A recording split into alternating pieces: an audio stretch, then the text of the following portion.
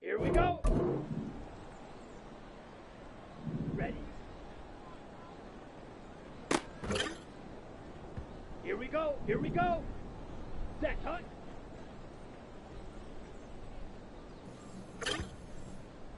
Okay, break. Set.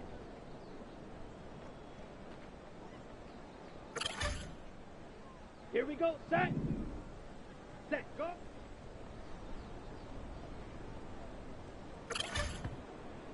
Ready, ready. Set. Set. Hunt. Hunt.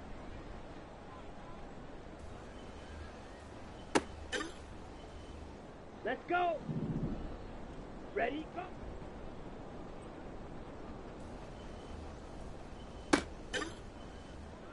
Down. Set.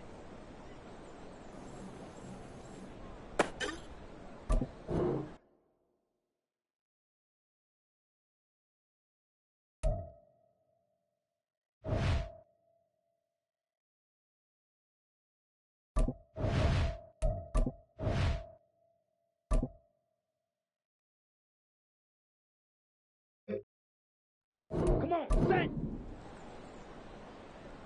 Hut. Got it. Set, hut.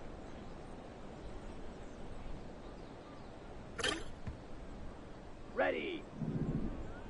Ready.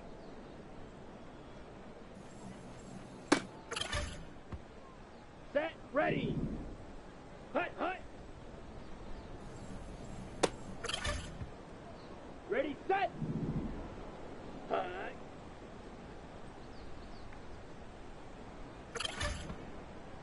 Let's go now. Ready, ready.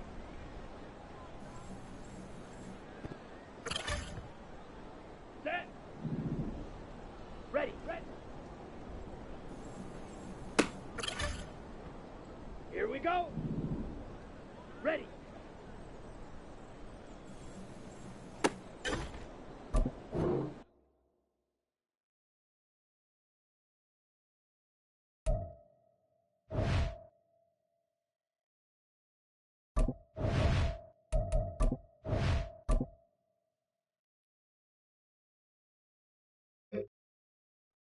Here we go, here we go. Ready?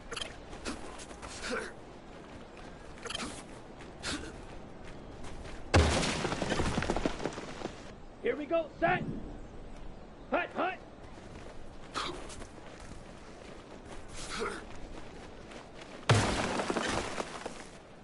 Ready, ready. Hut, go.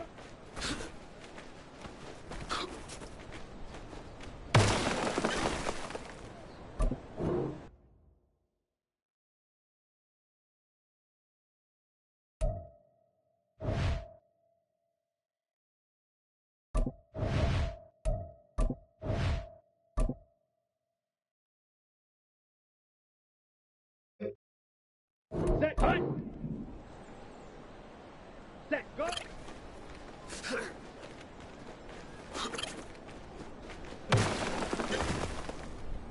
Let's go. Ready, go.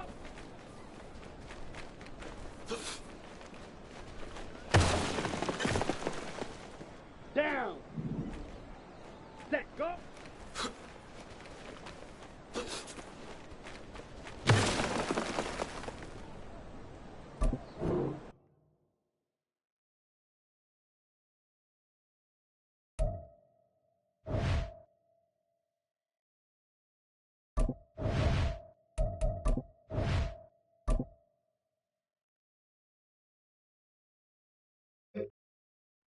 Come on, set.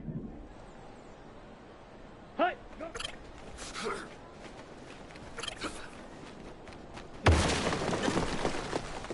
Ready. Hut, hut.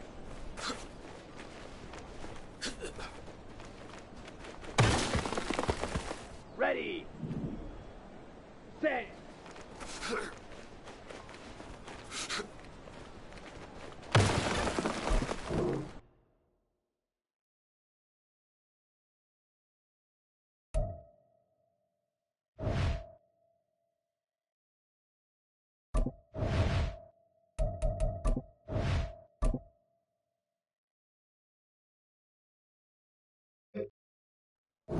Ready.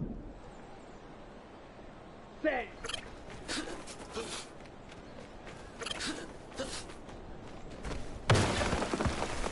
Let's go now. Set.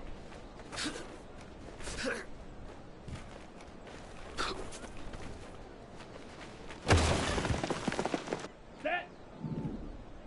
Hut, hut.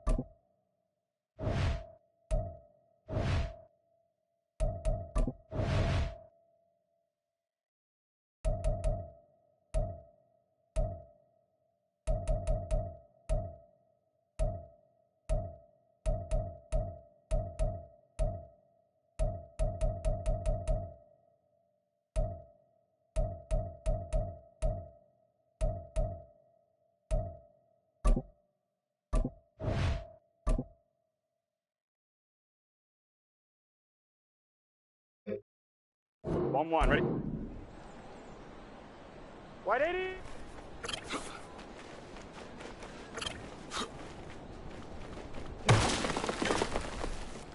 On one, ready? Wide 80.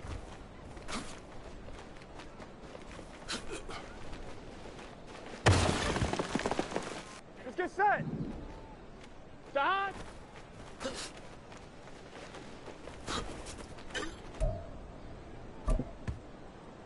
Here we go, here we go. 180.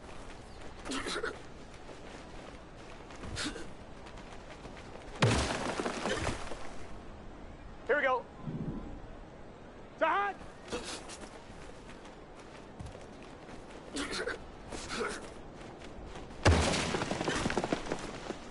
Here we go. Sahad.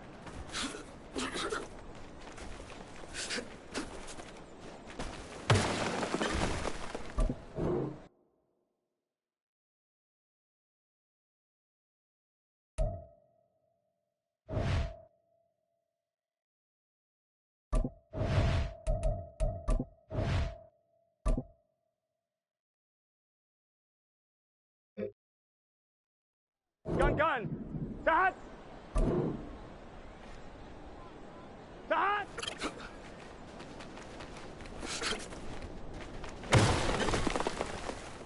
Here we go. Sahad.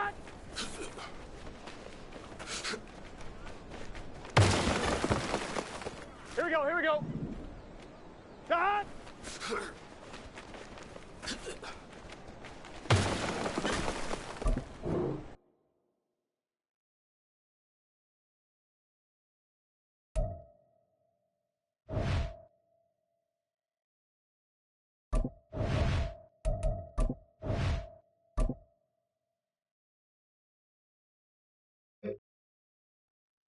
Get set!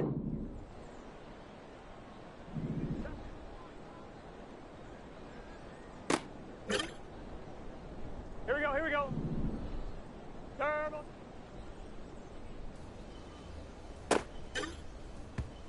On 2. 42.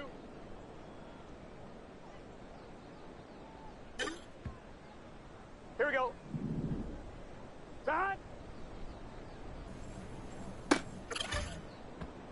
Here we go. What is that?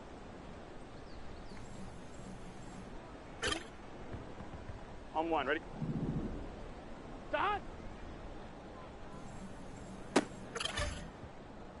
Gun, gun. Start. Turn.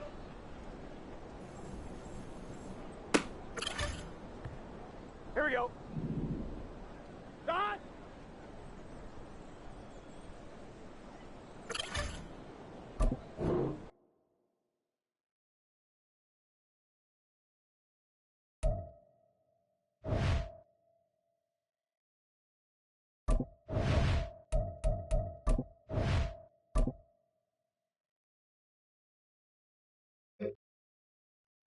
On 1, ready? Start!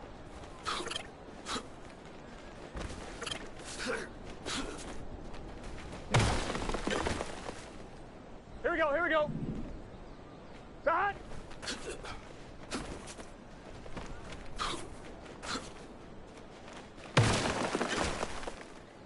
On 1, ready? Start!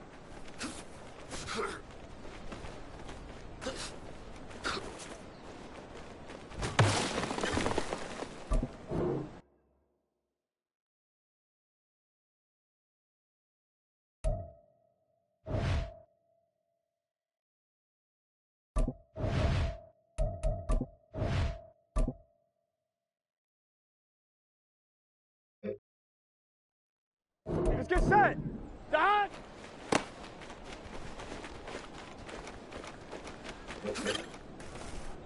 Here we go, here we go! Start!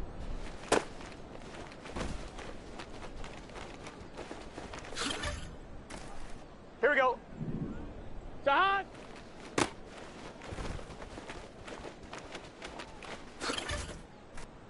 Here we go!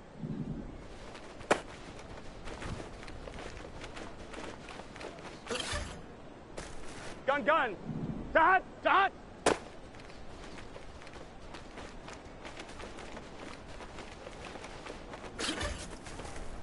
Here we go! Start!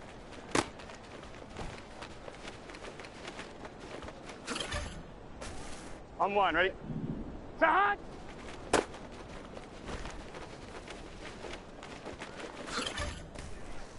Here we go, here we go! Start!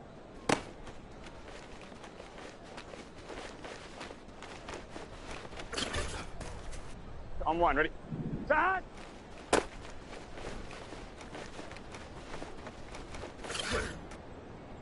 Let's get set! Start!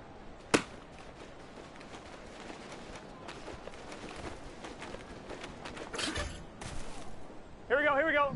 Start!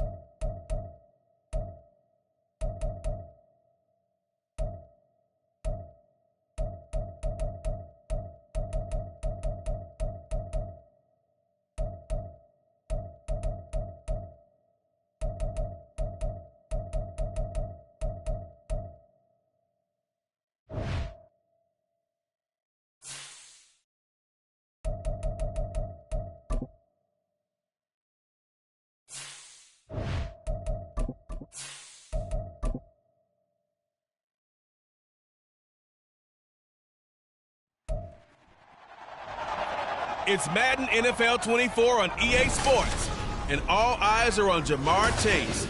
He comes in second in the NFL in touchdown receptions. It's the Bengals and the Vikings, and it comes your way next on EA Sports.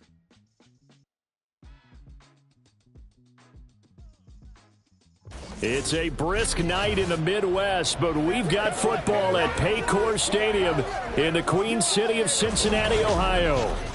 Coming up, we've got what should prove to be a good one, as it'll be the Minnesota Vikings taking on the Cincinnati Bengals. Hi again, everyone. I'm Brandon Gordon. To my left, Charles Davis. And, Charles, you focus on this Bengal team entering play. They've been in a great groove. Winners of 7 of their last 10 on the year. And the offense, my goodness, over 50 points in the win last weekend.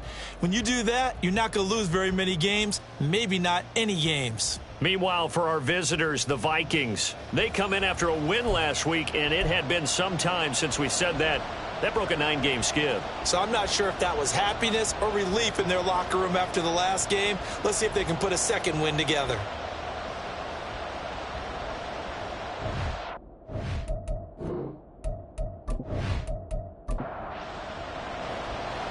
Here's the kicker, Jake Elliott, ready to get this one started. And we are underway from Cincinnati. And we will not get a run back here to start. It's a touchback, and it will come out to the 25. So here's the Viking offense making their way out. Leading them out from Texas A&M at quarterback, Kellen Mond. And you and I both know that any win is a good win, and that's what they did last week. But there's also plenty for him to work on in his game, wasn't there? Yeah. 2 touchdowns, an interception. Yeah, you know, he wants to increase that a little bit in terms of ratio. But first and foremost, they did win the game. And he's going to take this ahead for right around 3 yards, but no more than that. Second down. The numbers for him from a week ago. A boatload of carries, 115 yards. And the way they ran the ball last week has to bring a smile to the faces of the entire coaching staff, because not only are they seeing a back pile up yardage, they're seeing an offensive line in sync, and that bodes well this late in the season. Ezra Cleveland, the guard, called for the penalty there. And that false start penalty certainly not helping their cause here. Second down and long. Mond looks to throw. Into the hands of the rookie Jordan Addison. A gain of 3 last play. This time they double it and pick up 6. This defense looking for an early stop. This is 3rd down and 6. Here's Mond. Work in the middle of the field, and he's got a man complete. And he'll be taken down, but not before they reach the 50.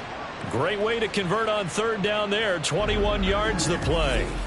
He's such a good route runner. Shows it there on 3rd down. Very proficient and a good pass. And you know what I've observed over the years in the NFL? The better a route runner you are, the more confidence your guy's going to have in you to go to you in important times, because he can trust you being in the right spot, and they connected there and picked up a 1st down. Now this will leave him a yard short. Nice pickup of 9 yards on 1st down. From the 41, this is 2nd and a yard. Going to run with Madison again. And some room to roam now. And they'll wind up getting this one all the way down inside the 20. A big hitter there. A 1st down gain of 26 yards. Couple of nice carries back-to-back here, establishing the ground game a bit. Yeah, these aren't bare-bones runs now. I mean, they're getting substantial yardage, the kind of yards you're looking for, right? Let's go ahead and use a cliche. Stay ahead of the change, right? 5 or more yards each time. That's what you're looking for in setting a tone and getting your offensive line going. Good sign on the opening drive. Well, that was not what you would call straight-line pursuit for a middle linebacker to make this play. He's got to work his way through the clutter to get to the ball carrier on the outside, and he does exactly that. That's called avoiding the trash. So give him 2 yards there on the completion, and that's going to set up a tough 3rd and 9. They'll come to the line here needing 9 yards to pick up the 1st. 3rd down from the gun, it's Mond. And he's just going to be short here, barely, maybe by a half a foot. It'll be 4th and inches. That was a good effort there, trying to do it on his own. But as a defender, you're in a tough spot because you have coverage responsibilities behind you. And if you take off too quick to try and get him down, he might loft it over your head. So better to track with your man defensively than try to go up and make a stop on the quarterback. Exactly right. What you're hoping is that your guys in the front seven can get him down. Well, they moved the ball well there on the opening series. Running game was in sync. They were knocking on the doorstep, but ultimately, Charles, they'll have to settle for the field goal. Well, they certainly were moving it well, and give this defense a ton of credit. Finally dug their heels in and forced the field goal. That's wondered in his game partner. Will this offense look back at this drive and think to themselves, if we'd gotten 6, we'd be in a better spot? Well, the Bengals now set for their first possession, and it's Pro Bowler Joe Burrow who leads this offense in his 4th season now out of LSU. Anytime anyone throws for over 300 yards in a game, you know their name is going to be considered for Offensive Player of the Week. And in the AFC last week, our guy got it. Yeah, he was the guy on top of his game. He'll try to duplicate that here in this one. Throwing now, Burrow on first down. That one taken in by T. Higgins. Now he's free at the 35. T. Higgins. And all the way in for a Cincinnati score. T. Higgins, his 6th touchdown of the season. And the Bengals are able to answer the early 3 points and take a first-quarter lead. Well, Charles, here in their opening series, they said they had certain plays scripted for certain players. That looked like a well-designed play to get one of their top targets involved. Yeah, let's face it, Brandon. A player of his talent is a problem for any opponent to defend, and we saw it right there. They tried to deny an open lane to him. He still outplayed the coverage and scored the early touchdown. Good luck trying to figure out how to defend him as this game moves on. Jerick McKinnon to take it out of the end zone.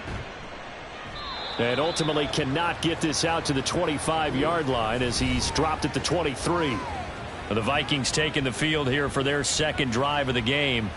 You know, in our research packet this week, prepping for the game, so many articles from the local beat writer about the offensive struggles of this team and what will they do this offseason. What do you think they'll do? Well, number one, they'll turn to their self-scouting report. And every team that's any good does this. They have outside groups.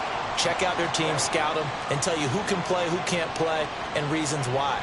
Some of it may just be health. They have to get some guys healthy and back out on the field. But overall, evaluate this squad and make the changes that you need to. 18 yards the gain for number 18. I don't care who you put on him. He's going to be a handful in one-on-one throws. Yeah, right now, you're right. They're in man-to-man. Maybe need some safety help. I would say that'd be a good idea. Double team him somehow. I'm going to have to make someone else beat me rather than let him shred my defense. Mond looks to throw on first down.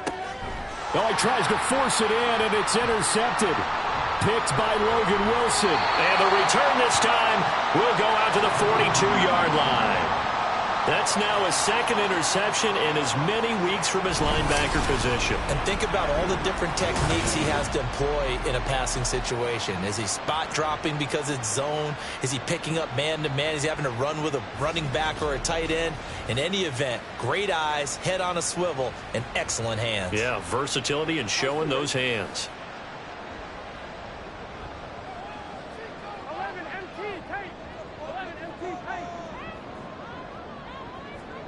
They will throw on first down with Burrow. A quick throw, but incomplete.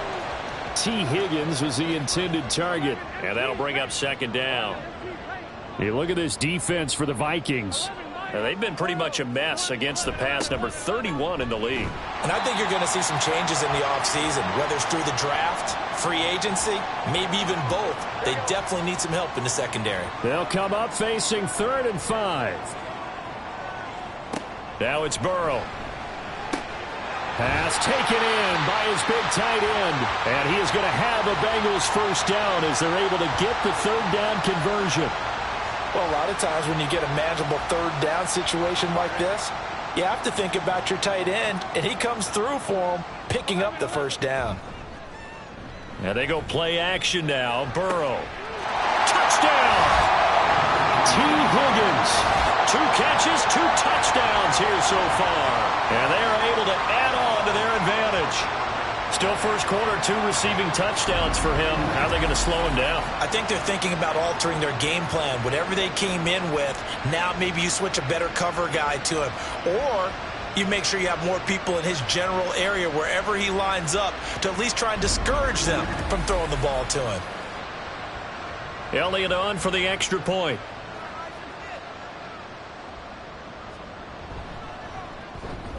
And this one's right through to make it a 14-3 ball game. Just a 4-play drive that time. And it was T. Higgins who capped the drive with the touchdown reception. And they'll start at the 25 as McKinnon decides against returning it. Now the Vikings offense gets set to take over here.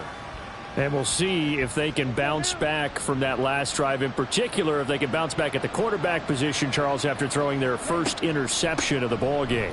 Yeah, and some guys, you know they're going to want to try and get a big play right away and take control back. Others, they're going to look to hit a couple shorter passes and get a little momentum back that way. But for the defense, that goal's not changing a bit. They want another pick. You're exactly right about that. In fact, you got to watch them a little bit because in coverage, they may cut down their gaps a little bit, maybe their splits a little bit in order to try and get to the ball even faster. The escapability in evidence there is that one good for 15 and a first. They'll go Madison up the middle. And some pretty strong running there as he'll take this across the 50 and down to the 44. 52 yards rushing for him now as he has gotten the night off to a hot start. Well, they're making an effort to get the ground game going tonight. So far, it's working. I like what we're seeing from the offensive line. They seem to have the leverage going and they're controlling things and reestablishing the line of scrimmage, moving that defensive front backwards. But I also like what the runner's giving us, too.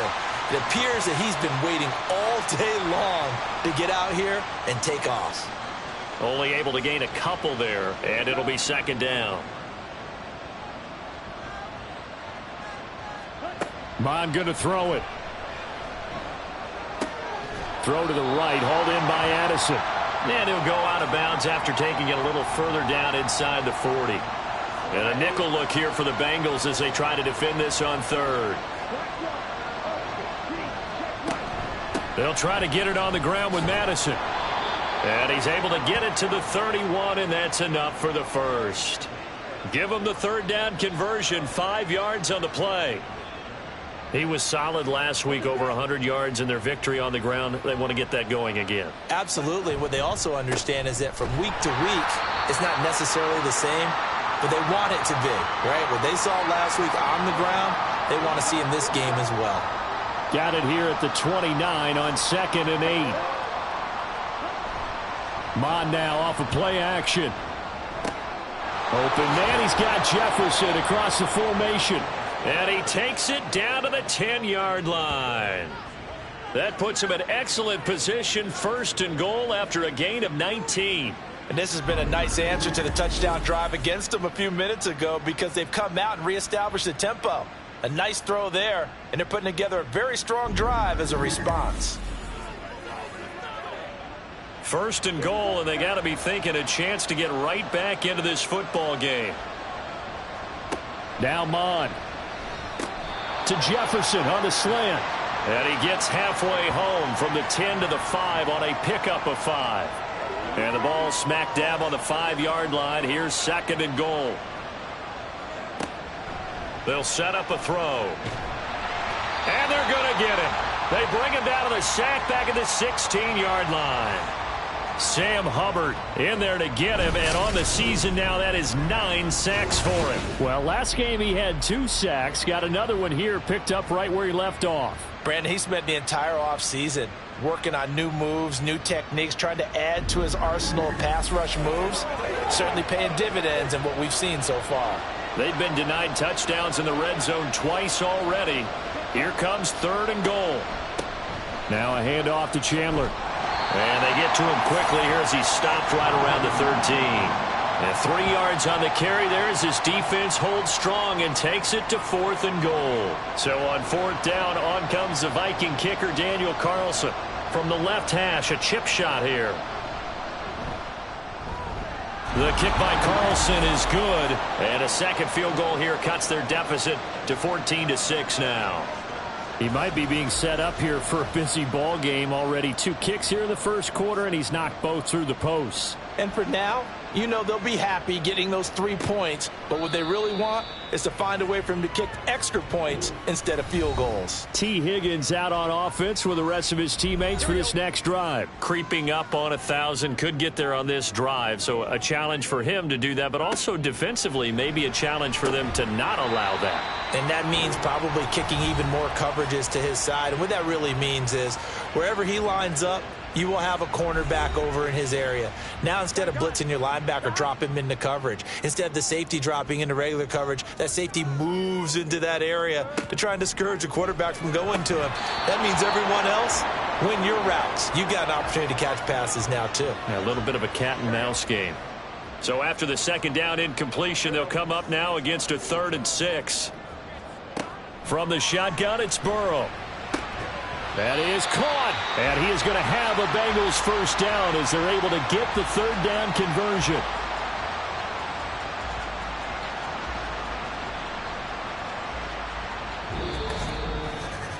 After one, 14-6 our score on EA Sports.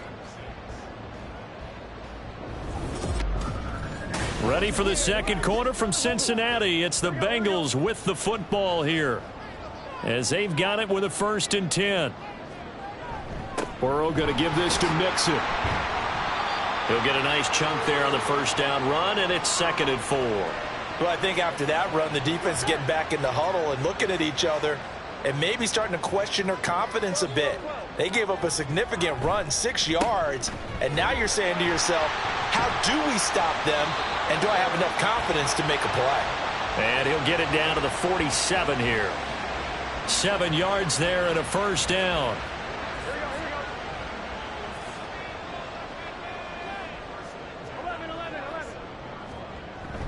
Burrow going to fake to Mixon and now look to throw. And he'll toss this one incomplete. Seeing no options, he throws it away. Offense was moving it a little bit, had them back on their heels, but they earn a brief pause by forcing the incompletion. That gives them a quick chance to regroup and try and mount a stand before they're backed up even further. Here's Burrow completing this to Chase. And this is going to turn into another first down as the tackle is made at the Vikings' 22-yard line. A really nice gain of 25 yards. Well, that certainly has to feel good. It's not all the time that the play caller should get all the credit. Sometimes I think in the huddle, the quarterback just says, hey, who's going to make a play for me? I just need something right here. And the end result there, nice first down. Drive keeps moving. Now Burrow on first down. Pressure applied, and he's going to be taken down. They sack him back at the 33-yard line. The defensive end, Danielle Hunter, drops him. And that's their first sack of this game, but how about last week? 6 sacks, great coverage downfield, which helped that pass rush. They are really working in sync right now. So 2nd and long, and got to be careful not to fall out of field goal range. 11 Thomas. 11 MT. 11 Mighty. 12. They're passing here, Joe Burrow. And he will find his man Chase complete. Touchdown Bengals. Jamar Chase, 33 yards. And the Bengals go up by 2 touchdowns. Well, just a sensational start for this offense, Charles. 3 drives, 3 passing touchdowns. Is that like mentioning a perfect game in baseball, or are we cool to do it here in football, partner? No, I think you can do it here in football. I think perfect game in baseball, that's its own category.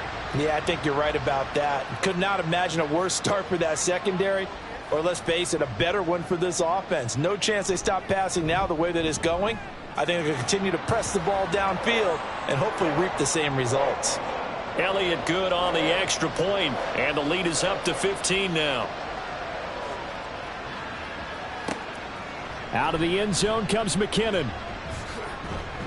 And he'll be stopped right around where he would have been had he gone down to a knee, maybe a yard shy of there at the 24. This offense returns to the fold along with running back Alexander Madison. And the ground game's been good, but they're losing here in the second quarter. Can they use that ground game maybe to work the air attack a little bit more? I think so, because now you can throw play action off of being able to run the ball effectively. And oftentimes you might want to just swing your back out of the backfield, get the ball in his hands in open space, and just don't get totally away from running it, because some of these runs now, they may pop bigger as the game goes along. Yeah, they've been good with the runs. Armand fumbles it, and the Bengals grab it. And they'll have great field position here as the ball will be at the 15-yard line. He was under duress, surveying, trying to find somebody to get the ball out of his hands. In the meantime, the defense, they took it out of his hands. And when the ball snapped, I know exactly what the defense is thinking. Get a sack, put him on the ground. But when you can also knock the ball free while doing so, oh, there's the bonus for you as a defender. There's a look at receiver Jamar Chase as the Bengals get set to go on offense. He's doing what he's capable of, having a solid game. Not the most amazing game. He's not over 100 yards, but a good game so far. And you just know that mentally he feels like he's one catch away from turning it into a great game and starting on that road. And the defenders are well aware of that too. They've got to figure out a way to not let that escalate. Keep him right in this zone here and call it a day, because otherwise he can really decimate them. Better believe they are well aware of his playmaking ability. And he'll take this into the end zone for a Bengal TD. Joe Burrow, a 12-yard touchdown run. And the Bengals continue to pull away here in this first half. And I think we always seem to be just a tad surprised when we see Joe Burrow go into the end zone on a running play. He's got so many weapons around him. He tends to distribute the ball and let them carry it across. But he had 5 rushing touchdowns in the regular season last year. Added another in the wild card win over Baltimore. I think he understands he's an extra dimension of their offense closer to the goal line. Elliott good with a PAT. And the lead opens up now to 22 points. Now after the touchdown, here's Elliott on to kick it away. Out of the end zone comes McKinnon. And only able to get this to the 19, so probably should have opted for the touchback. The Vikings offense making their way back out. Now let's give you a look at the playoff picture coming into the weekend in the NFC. This is caught by Addison. And he's taken down, but able to slip across the 35. So from the 36 now, 1st and 10. Off the play fake, Mond. Pass caught here by Osborne. And he's going to get this down to the 35-yard line. Boy, a pair of big plays here. This one going for 29. Now that's the kind of big play you'd like to see. This first half, it hasn't gone their way, and they could use a shot in the arm, something to perk them up a bit. And they get one here in the passing game. So they'll come up in Bengals territory now with a 1st and 10 at the 35-yard line. Now Chandler. And he'll go out of bounds inside the 15-yard line. That's now a pair of explosive plays in succession, both north of 20 yards. Here's a 1st and 10 at the 14-yard line. They'll look to throw. Over the middle, complete. It's Osborne. And the result here, a pickup of 8. Leaves them with 2 to go on 2nd down. Ball at the 6 here as they work with a 2nd and 2. Out of the gun, they'll look to throw. And he is going to go down. Back at the 11-yard line. Sam Hubbard, his 2nd sack of the night. If you rank 1 from the bottom in statistics, that's usually not good in this league. And this team, 1 from the bottom in sacks, but somehow they've got 3 in this game. What's going on? I know, they're 31 of 32. They better be careful, or they're going to be top 30 in the league. You've always been very good about checking my math. Am I correct? That's the first time that it's been incomplete when they've thrown it to him? Yes, he had caught every other ball coming his way. So they feel like they've got something really good going there, and they're going to continue to go there until the defense makes an adjustment and takes it away. Well, they finally made an adjustment there. We'll see if they can build on that stop. So he's been a busy man here in this first half. That's 3 field goals for him now. And not just 3 field goals, but 3 for 3. So even though the offense has struggled a bit putting it in the end zone, they've still been able to come away with points due to his leg. T. Higgins leading the Cincinnati receiving corps out for this upcoming series. We're in the second quarter. He already has 2 touchdowns. We know how good he is. That's well documented. How do you contain him? We know he's a nightmare. So in this situation, I would go ahead and double him, maybe even have a third person in the area, and try and dissuade them from throwing him the football. Make someone else beat me for a while, because I don't know that their talents are his, because when he gets his hands on the ball, he breaks down my entire D. Someone else, they may not make the same type of a play. Well, we know his talents are very good. On second down, here's Mixon. And Mixon going to have a Bengals first down as he'll get this up past the 35-yard line. 2nd and 2 is prime time for a little bit of a gamble, isn't it? Open up the playbook, go play action, toss that bad boy deep. But in this situation, go ahead and give it to your back. Let him pick up a first down. Keep the sticks moving. And he is going to be stopped cold behind the line of scrimmage. It was Danielle Hunter to make the play in the backfield. The running lanes have definitely not been there for him here in the first half, and I don't think it's all been his fault. His offensive line hasn't given him much space. A loss results there. Burrow looking to pass. Throw right side, pulled in by Higgins. And we got a pause following the play because it appears a member of the Bengals in some discomfort. The medical staff will attend to him, and we will step aside. They are in need of 6 yards here if they hope to move the chains. 11, Thomas.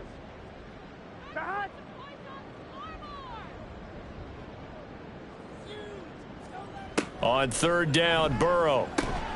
Able to find the open man. That's complete. And he is going to have a Bengals first down as they're able to get the third down conversion. Well, things are definitely going right for them here in the first half. Pick a down, any down, even third down, no problem. They get a connection there and pick up a fresh set of downs, continuing to move the ball. From Viking territory now, they'll come up 1st and 10 at the 48-yard line.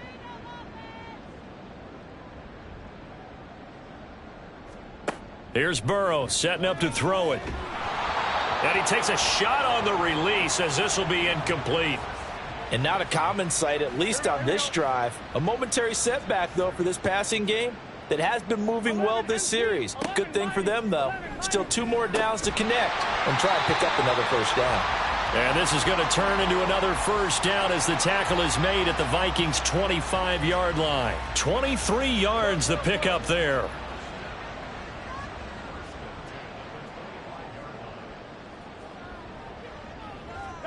Throwing again, it's Burrow. On this one, incomplete. The pressure got to him as he released it, and it's second down.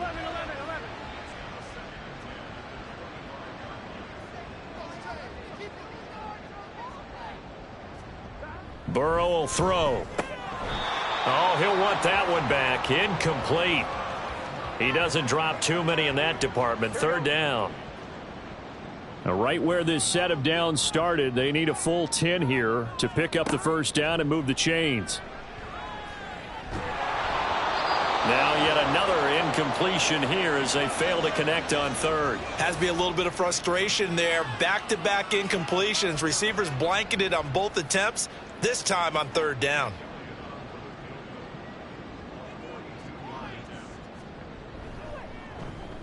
The kick by Elliott is good, and that will extend their lead even further. So after 4 touchdowns in the game for this offense, this time they're forced into taking the 3. But you did mention 4 touchdowns, right? So 4 out of 5, not too bad. I think that's a pretty good record for them. And they'll start at the 25 as McKinnon decides against returning it. Alexander Madison leading this Vikings offense out there to begin the next drive. They're behind in the first half here, CD, but it's not through any fault of their running back. He's had a strong start to this one. And you're right about that, partner, because watching him play, you would think that his team is in the lead. He has been a lot of fun in this contest. Now let's see if they can actually make something happen and put more points on the board behind his efforts. Yeah, I'm curious to see, Charles, if they can play complementary football and get that passing game going as well. So a costly penalty yardage-wise, as that'll move the football down to the spot of the foul. And what the officials are looking for in these situations, whether you're playing the man or the ball. And if you're playing the man, you get a lot less leeway in terms of what's going to happen at the end of the play. But if you're looking for the football, it's less likely to draw the flag. And he's going to get a solid gain of 9 before being brought down. 2nd and right at a yard. 2nd and 1 now from the 21. Here's Mon. Complete. Jefferson the target. And Jefferson's going to have the Vikings first down as he's brought down at the 16. Mon looks to throw. Over the middle and hauled in by Osborne. And he'll get 7 yards from the 17 to the 10 before he's taken down. Facing a 2nd and 3. Ball on the 10. Mon going to throw it. Throwing over the middle, but it's incomplete. I'm really liking what I'm seeing from this defense because their coverage has been playing at a shutdown level so far. Even backed up late, they're forcing incompletions and fighting to keep them out of the end zone as the first half winds down. And the Vikings are going to have 1st and goal as they try to finish off this drive with 6 points. But with the score where it is, you're not thinking field goals right now. You need touchdowns. So that was a much-needed conversion there on 3rd down.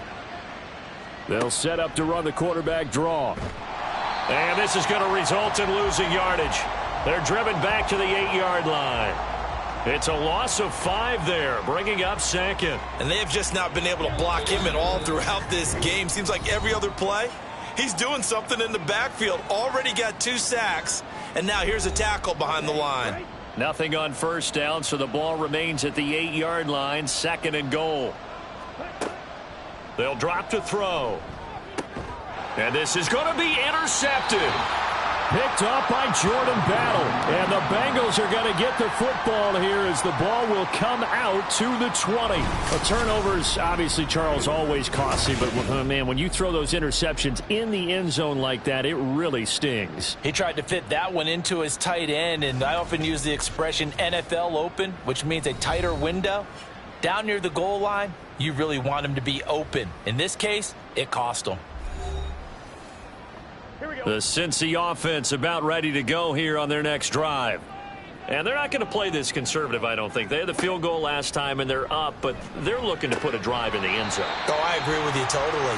No one goes out on the field and says, all right, let's just settle for 3, except in certain situations, trying to ice a game, that sort of deal. Most of the time, it's end zone, and that's what you're thinking, and I believe that's exactly what they're thinking as they begin this one. Yeah, no quarterback ever goes out there saying, hey, let's get 3, right? Not one that I've ever met. Throwing again on 2nd down, but this time it's incomplete. An incomplete pass on that last play, and that means they'll need to come up with something here on 3rd down. Now Burrow. He's got his target. That's complete. And he is going to have the Bengals first down as they're able to convert by plenty there on 3rd and 1. That's a big conversion there on 3rd down because they did not want to give the ball up here late in the half. They'd love to take the clock all the way down and score. This will definitely help the cause. Now the Bengals going to use the first of their timeouts as they'll stop it with just over a minute to go before halftime.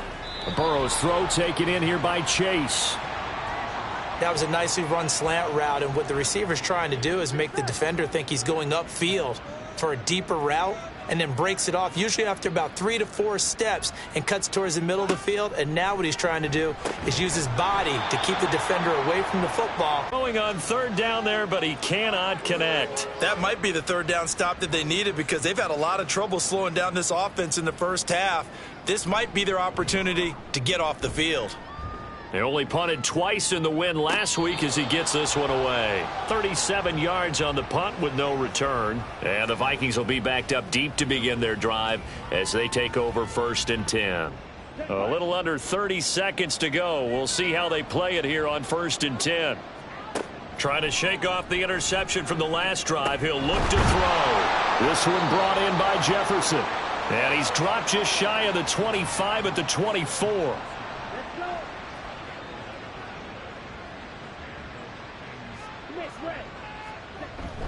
Here's Madison running on 1st down. And this will go as a short gain on what will be the final act of this first half.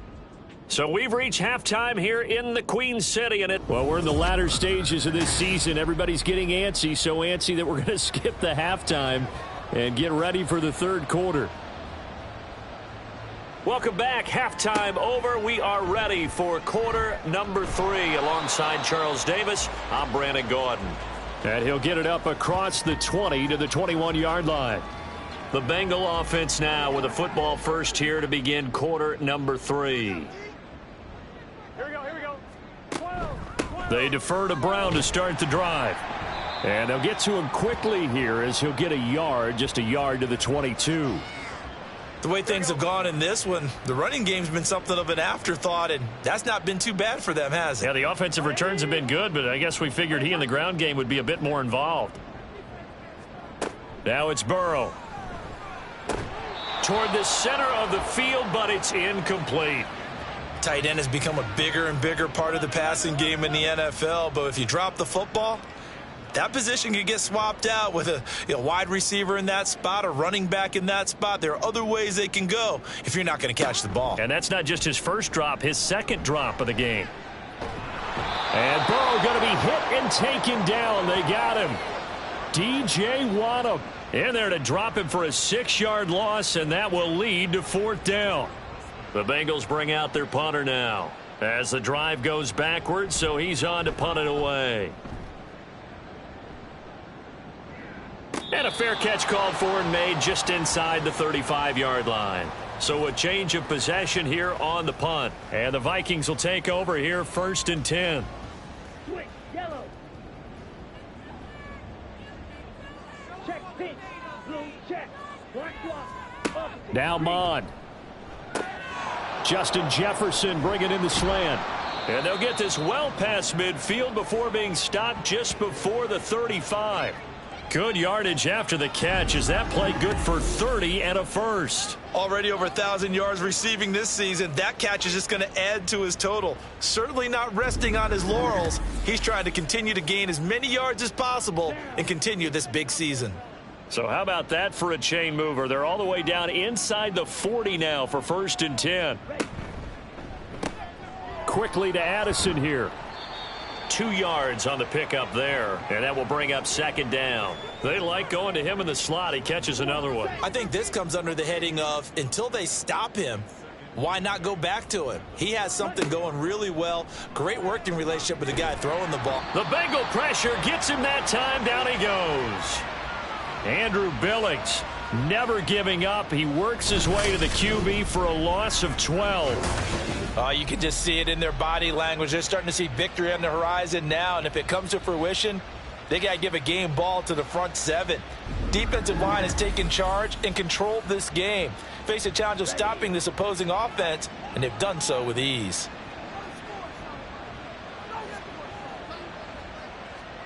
Now on 3rd and long, they'll look to throw. Under pressure, they got him again. He could not get away that time, and it'll be a loss of 11 on 3rd down. Looks like another empty possession here, partner, and I don't think with 3 scores down in the 3rd quarter, they can truly afford any more the rest of the way. No, especially the way their offense is sputtering. I think you're exactly right. They got to find some answers quickly. And here's Ryan Wright now as he's on to punt for the first time tonight. He punted 5 times in the win last week as this one's away. And that'll hit at the 5 and go into the end zone for a touchback. The Bengals offense now, they head back onto the field. These guys definitely hoping for a better showing than their last appearance. They couldn't really even move the football much beyond the shadows of their own goalpost, Charles. We'll see if they can get a better, more sustained drive going here. Yeah, and every team that we ever talk to says the exact same thing. When you start a drive from that deep in your own territory, the goal is a minimum of at least 2 first downs, because even if you have to punt then, you change the field position, right? You flip the field a little bit. They didn't get that done. This time they want to string together a nice drive and help themselves out. The throw over the middle taken in. And he's able to break out of 1 tackle, but then quickly brought down. 2nd and 7.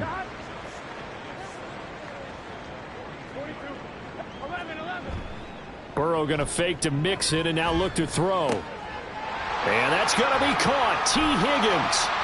And he goes down, but not before getting this inside the 25. The catch and run pays off to the tune of 35 yards. When they've needed a play this year, he's certainly been the guy to deliver it. As this season has gone on, he's been awfully consistent and sometimes spectacular.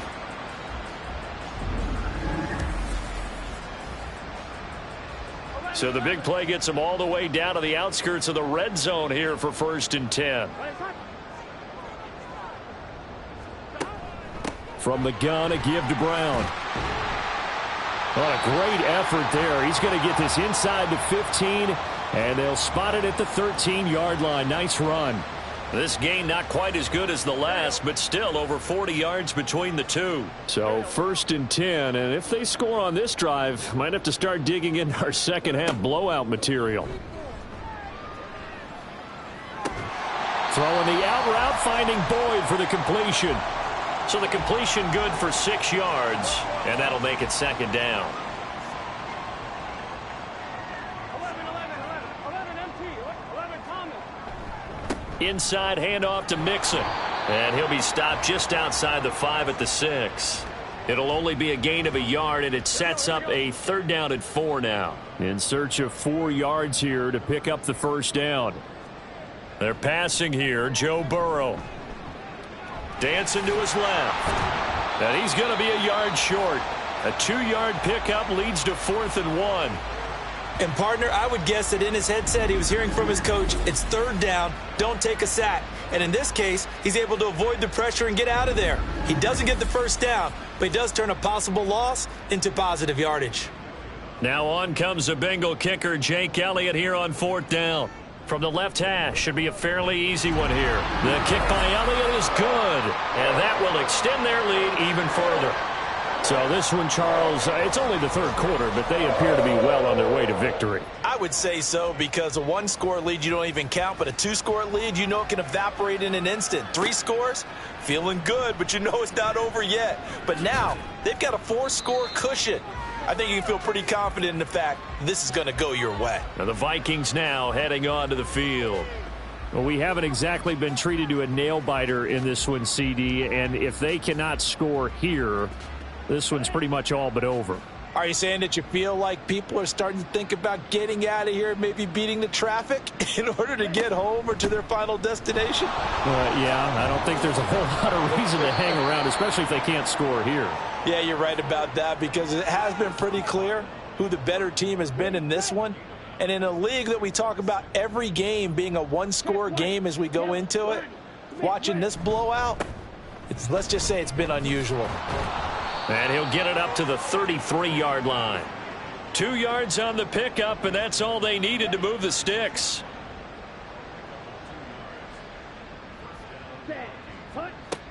Back to throw.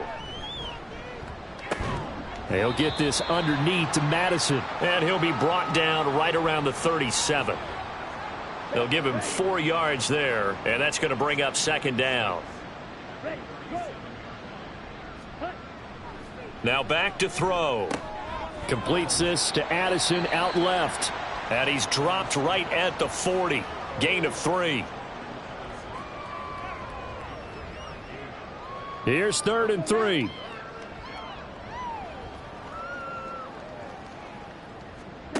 Bond out of the shotgun. Work in the middle of the field, and he's got a man complete. And he's got another 1st down as the tackle's going to be made at the Bengals' 42.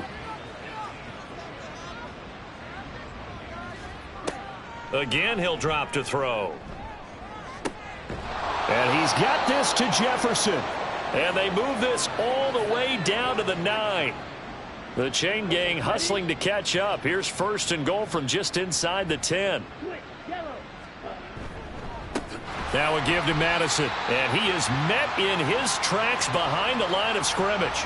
Score that tackle for loss to the Wyoming alumnus, Logan Wilson. They'll try again on 2nd and goal after going backwards to the 12. Another carry now for Madison. And this one also slow in developing as he's maybe getting back here to the line of scrimmage, but not much more than that. 3rd and goal, trying to make that scoreboard at least a little more respectable.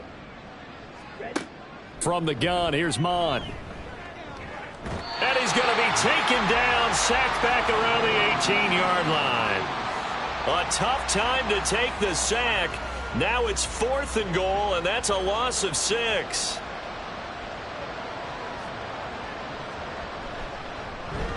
Carlson able to put this one through, and they're back within 3 scores as it's now a 22-point game. Another 3 on the board. He's been the lone bright spot. That's now 4 field goals. If this offense had finished a few drives, we'd be looking at a different complexion to this ball game, because right now the trade is really wrong for them, isn't it? They're trading field goals while the other team's scoring touchdowns. That's not going to work. And he won't quite make it to the 25. And we got a pause following the play because it appears a member of the Bengals in some discomfort. So as the medical staff takes a look, we'll step aside. The Bengals drive about to get going. And now you've got the clock winding down here in the 3rd quarter. You're 3 scores to the good. What's your approach on this drive? Too early to fully commit to playing the clock game. Yet at the same time, you're also not going pell-mell like you would in 2-minute offense. This is what NFL offenses call 4-minute football.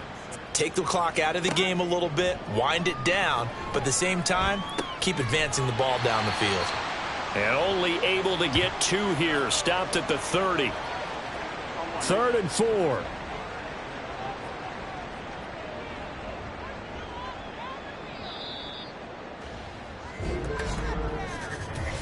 We're off to the 4th quarter here in Week 15. Happy holidays to all. We'll return with more after this. You're watching the NFL on EA Sports.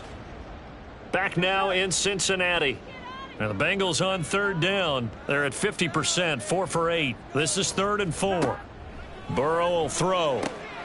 That is caught. And he'll be taken down, but he does have 1st down yardage. With that catch, he goes over 100 yards receiving on the night. He's been the go-to guy. They needed a big play there on 3rd down. Went his way. It worked out. Doesn't matter whether they've scouted it or that they think he's going to get the ball. He has a knack for finding his way open and completing the connection. And they bring him to the ground just shy of midfield. It's a gain of 13, and the Bengals have a 1st down. Now, I think we can get used to seeing more of that in this 4th quarter, especially if they're having success on the ground like they did there. Yeah, I think back when we met with the head coach in preseason, and all he talked about was building a bully. And I think it was this situation he was envisioning. Trying to ice a game, plenty of time left, but being able to give the ball to his big runner and pound away and try and finish off a game. They'll get 13 yards for the 2nd play in a row. From Viking territory now, they'll come up 1st and 10 at the 38. Again, it's Mixon. He's tackled a yard short of the marker. Good gain of 9 on 1st down. Didn't get to the sticks, but that's an ideal carry there on 1st down, isn't it? I mean, now you're 2nd and 1. Although, you know, in the NFL, even if he picked up the 1st down, I don't think it's a big difference because the clock doesn't stop. Yeah, not like college. Right. If it's college football, you want to 2nd and 1 is probably better than picking up the 1st down because in college football, the clock stops with every 1st down and actually aids the defense in that situation. So here's a 1st and 10 now down inside the 20. Off the play fake, here's Burrow. That's complete to the tight end Sample. And they'll get him down after a pickup of 8. 2nd and 2. Now a 2nd and 2.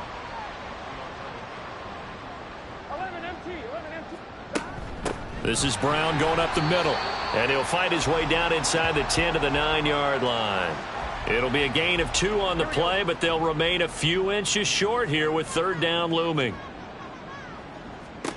Burrow looking to pass. Hard throw, incomplete.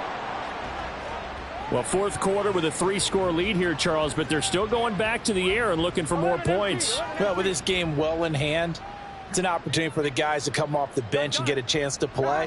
And a lot of coaches, they want to run their full playbook no matter who's on the field. Now they go for it on 4th, but this one is going to wind up incomplete. The Bengals try it, but it doesn't work out. And this 11-play drive is going to lead to nothing on the scoreboard. So we were looking at each other up here in the booth when they went for that saying, oh, wow, talk about trying to add insult to injury. Some teams are just like that. You know, some philosophies, some coaches are like, look, when I got a chance to put some more points on the board, I don't care what the situation, I'm going to do it. And they're also... And he's going to be intercepted for the third time thus far. And he will bring it back. It's a pick six for a Bengals TD. Well, this one was already ugly, and now it's just kind of becoming a feast on the defensive side of the football. Yeah, partner, this is a unit that knows they've got this game in the bag with this huge lead, and it's going to drive their coaches crazy because they're telling them, play it straight, do all the right things. But these guys are going to be freewheeling now. All of them are going to take chances, and that one pays off with an INT and a return for 6. Elliott now to add the extra point.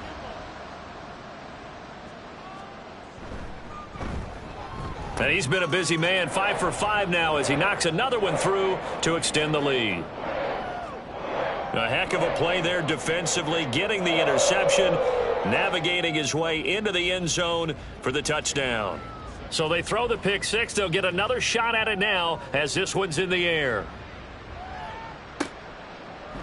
And they'll start at the 25 as McKinnon decides against returning it. There's a glimpse of Justin Jefferson, the wide receiver, as he and the Minnesota Vikings return back here on offense. And I know that they've double-teamed him a couple times, but not a ton. Whatever they're doing isn't working. He's up over 100 yards. We'll see how they adjust. And when they do that, they weaken their defense in other places as well. And how many times have we done games where we've seen a guy have a big game like this? But it's usually not by himself, is it? Right. Usually it opens it up for other people to have big games as well. Now this one complete downfield on the left side. And they're going to have this across midfield and inside the 45. So they'll come up in Bengals territory now with a 1st and 10 at the 44-yard line. Here's Mon. Over the middle and complete to Addison. And to the 36-yard line, taken down there after getting 8 yards. 2 yards to go, 2nd down. Mon going to throw it. That's caught by the tight end, Irv Smith Jr. 7 yards there and a 1st down.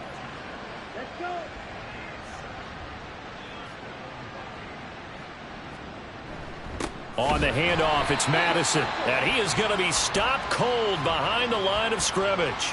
2 yards the loss, 2nd and 12. I think this offense, specifically this running game, they're going to have to find a way to turn the page because they haven't found a way to run it effectively thus far, and it's cost them. A 2nd down pass play there, but it's incomplete. And that's another play that's painted the picture of this game overall. It's been a blowout. It's been continually fueled by big turnovers and stops for one side and an inability to advance the ball from the other. And now the 3rd down throw incomplete as well. At this point in the game, they've got to continue to try anything they can. They're still working at it, even though this one feels like a lost cause. And they're indeed going to go for it here on 4th down. So trailing here in the last quarter, let's see how this plays out. And for the 4th time tonight, it's an interception. Picked up by Jesse Bates. And the Bengals are going to get the ball back on the turnover as they hold on 4th down. Well, when you start thinking of guys that are in the mix for Defensive Player of the Year, I think you use him as Exhibit A. Maybe he's not the leading guy right now, but he's at least on the periphery and deserves to be in the discussion. And because of that, he's looking at a game today where in order to make that big move and maybe become the guy, he needs multiple takeaways, multiple big plays, things that get our attention and reverberate for weeks to come. And they'll begin here with a run by Brown. And he is met in his tracks behind the line of scrimmage. He'll lose a yard there, and it's 2nd and 11. When this offense gathers to watch the tape, they're going to like a lot of what they saw. They put up big numbers, but they might fast forward through that last play. Oh, there won't be any fast forwarding, partner. I've sat in those sessions before. You end up spending more time on the bad plays than you do on the good ones. It's just the nature of coaches. But I know sitting in that room, when you've had a big game, the night that they've had, you don't want to hear that. You just want to focus on the good stuff.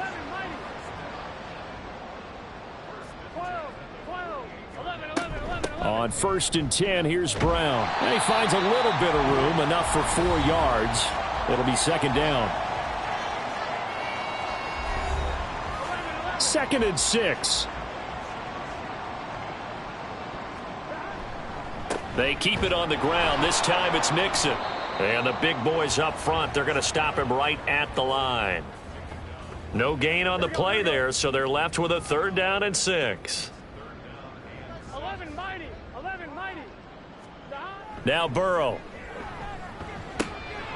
He's got his target. That's complete. And this is going to turn into another first down as the tackle is made at the Vikings' 29-yard line.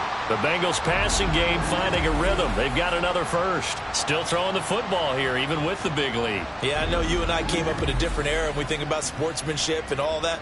Other people think about fantasy points and getting their numbers. That's all they care about right now. 11, 11, 11. 11 MT. 11 Thomas. 11 MT. Mixon with a first down carry. Just a yard on the pickup there, and it'll bring up a 2nd and 9. Brandon, I've got to think this offensive line has got some smiles on its faces. And I know it sounds crazy, but they practiced for this back in training camp. They knew they'd be in situations where it'd be extra defenders in the box coming after them, trying to keep them from locking down a game. Right now, they want to show the world they're up to the challenge. Now the Bengals on 3rd down. They've converted 6 times and could use a 7th here. This is 3rd and 8. Here's Burrow. Able to find the open man. That's complete. He'll head out of bounds inside the 10. Mark it down at the 9. They're able to convert on 3rd down, and that sets up a 1st and goal. So another on-target throw, and that last one, Charles, going to put him up over 5,000 yards passing out for the season, and that is not an insignificant number. Indeed it is not, because this is not a big list, and most of the guys on it, Drew Brees, Peyton Manning, Tom Brady, Dan Marino, they either are or will be Hall of Famers. So the ball position now at the 3. Here's 2nd and goal. 11, 11, 11, 11. Mixon. And they'll bring him down after just a short pickup. What a stand this would be if they can get the stop here. 3rd and goal. Mixon trying to punch it in, and he will get into the end zone. It's another touchdown. This thing is ugly. So the 2nd down run didn't work. They run it again on 3rd down and get in. I wasn't sure if they might pass it, Charles. We know that they like to mix it up down here around the goal line. Yeah, almost felt like the offensive line said, forget mixing it up. Let's call our favorite running play over our best blockers, and let's get this one in. Elliott on for the extra point.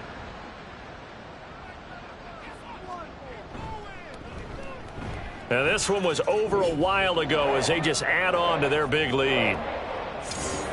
So that one a long 11-play drive, and it all culminated in the touchdown.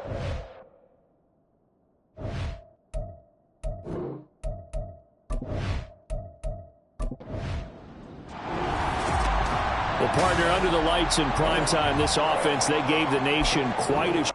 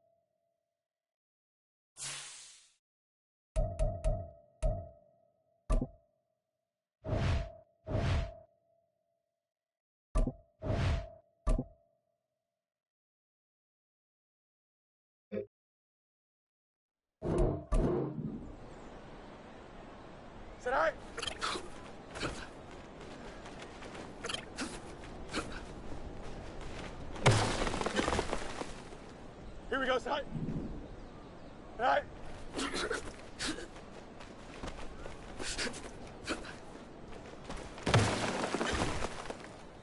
Here we go.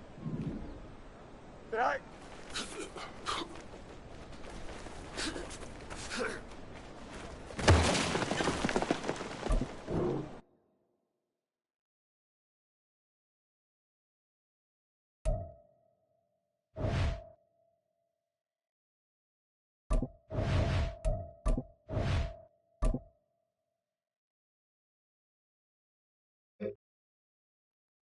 Here we go, sit high. Sit high.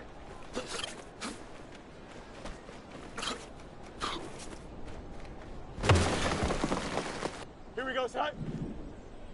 Hurry up, hurry up.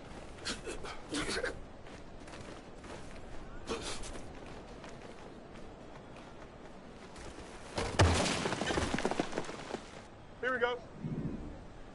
Sit high.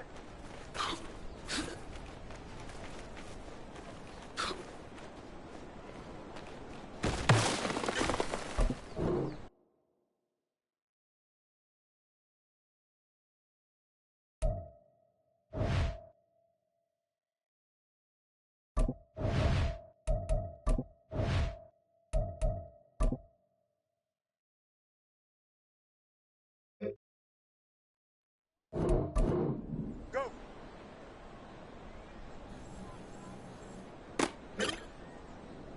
Here we go. Sit high.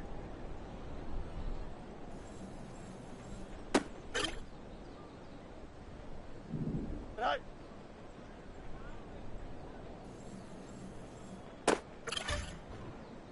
Here we go. Good. Sit high.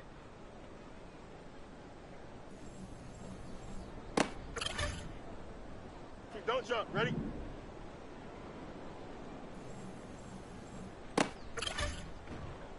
Here we go. Sit high. Sit high.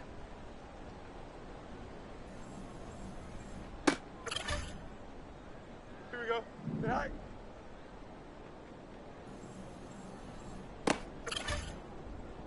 Here we go. Sit high.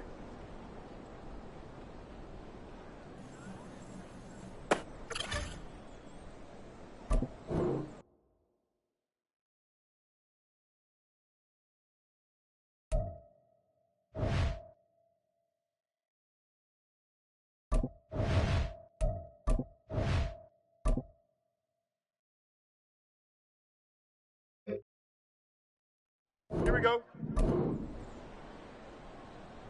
Go.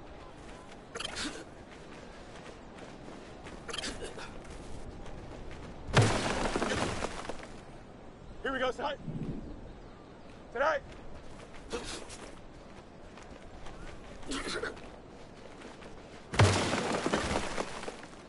Here we go.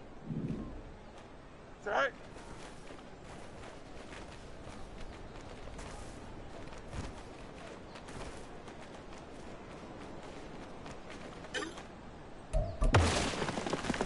Here we go, sit high. Sit high.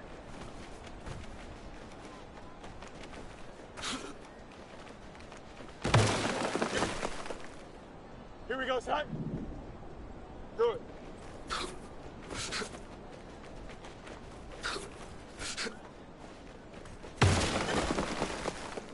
Here we go. Sit high.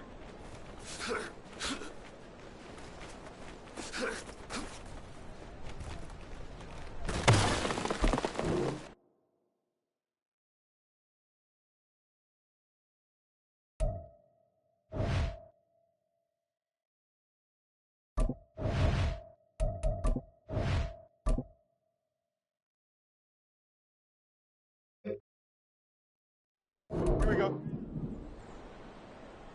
Sit high.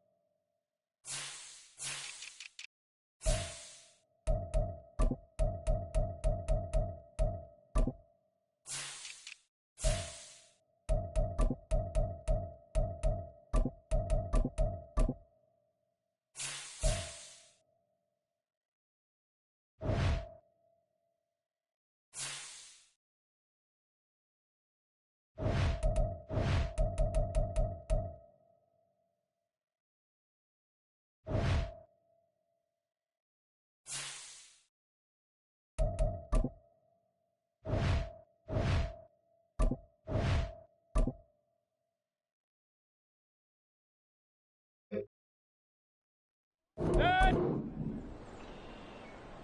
Dad!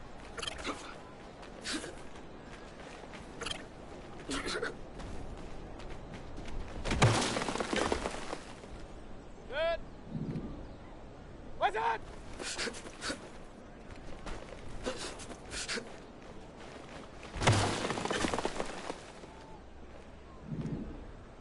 What's that?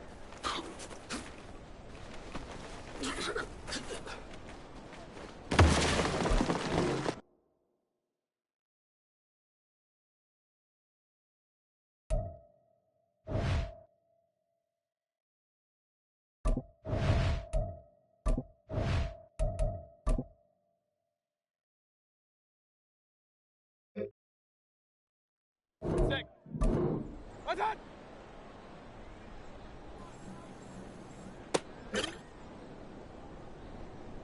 What's that?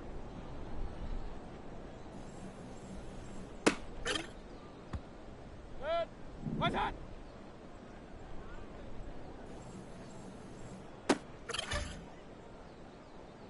What's that?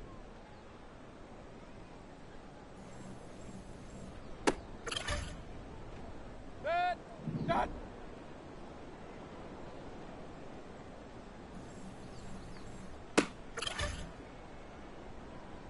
Done.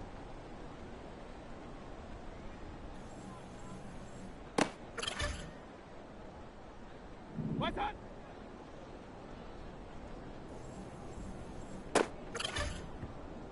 Good. What's that?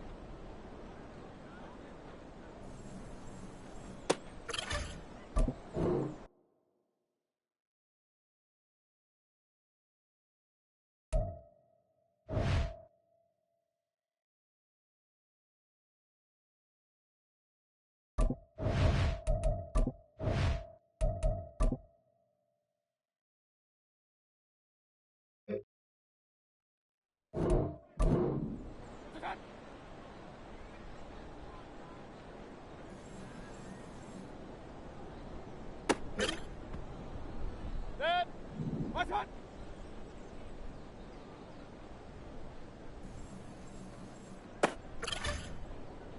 Dad! Dad!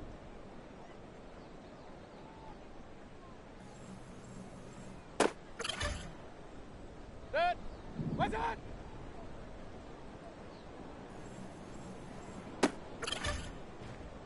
Dad! What's that?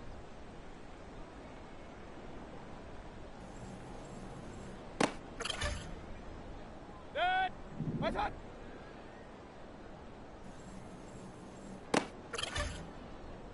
Dad! What's that? It's sick. What's that?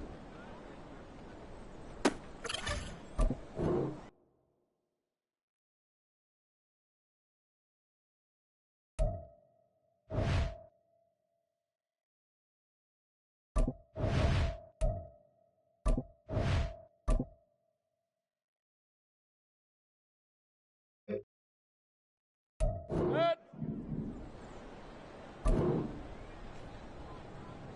What's that?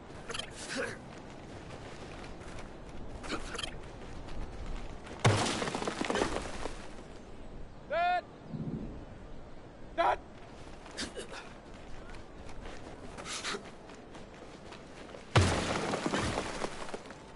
Dad! Dad!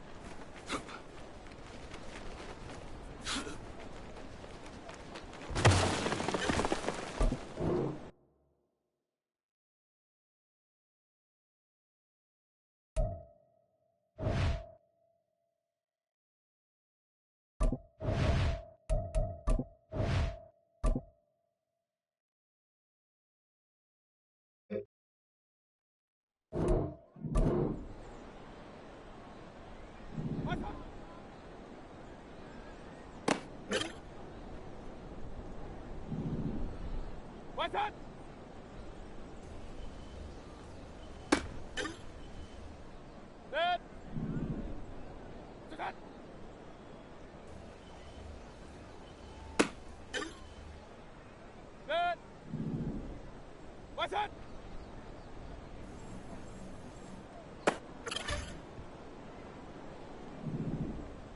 What's that?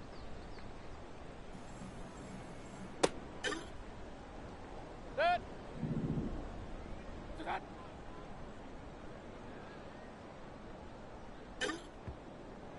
That. What's that?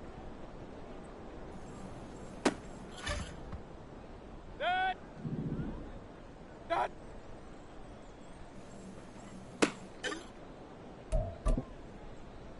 That. What's that?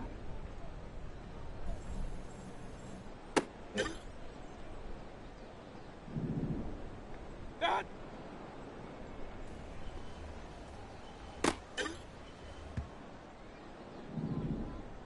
That.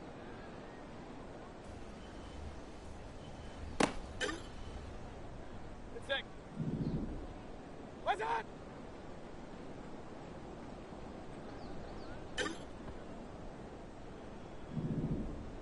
What's that? That. What's that? That. What's that?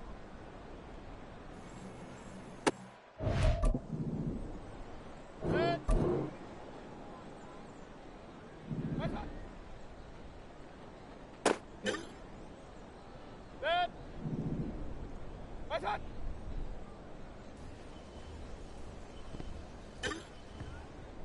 That. What's that?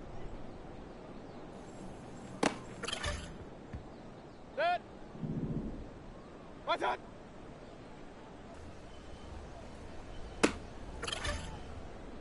That. That.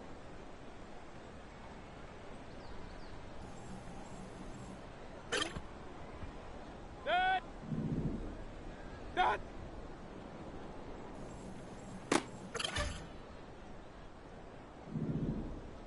That.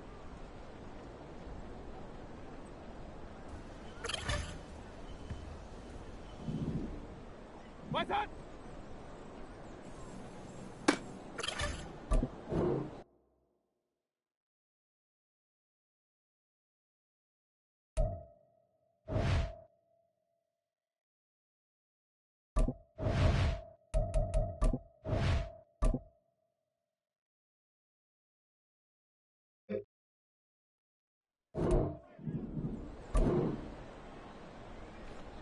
What's that?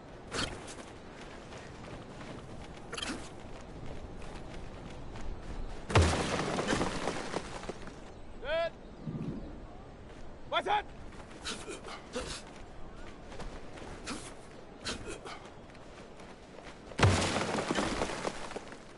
It's sick.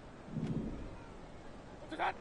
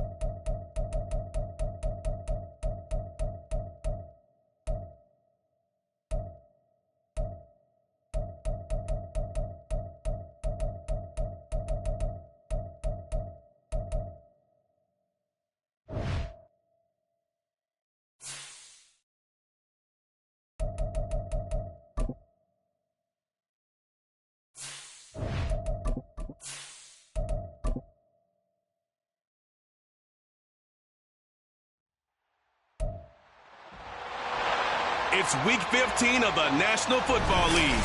We'll see Baker Mayfield. He's gone over 4,000 yards passing now for the year. It's the Browns and the Bears. All that and more coming up next on EA Sports.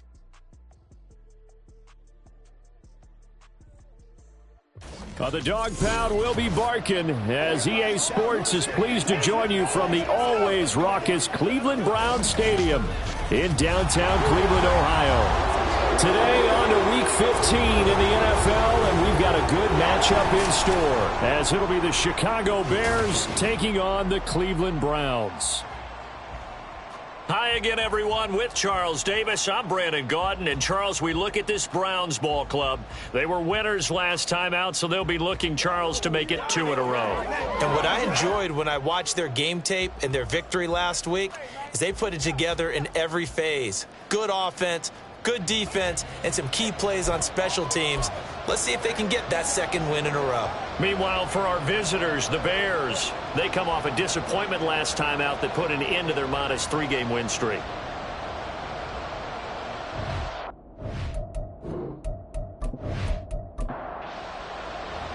The byes are over. It's now a 4-week sprint to the finish, and we are underway here in Week 15. And able to get this across the 20, but not much further as he's dropped it to 23-yard line.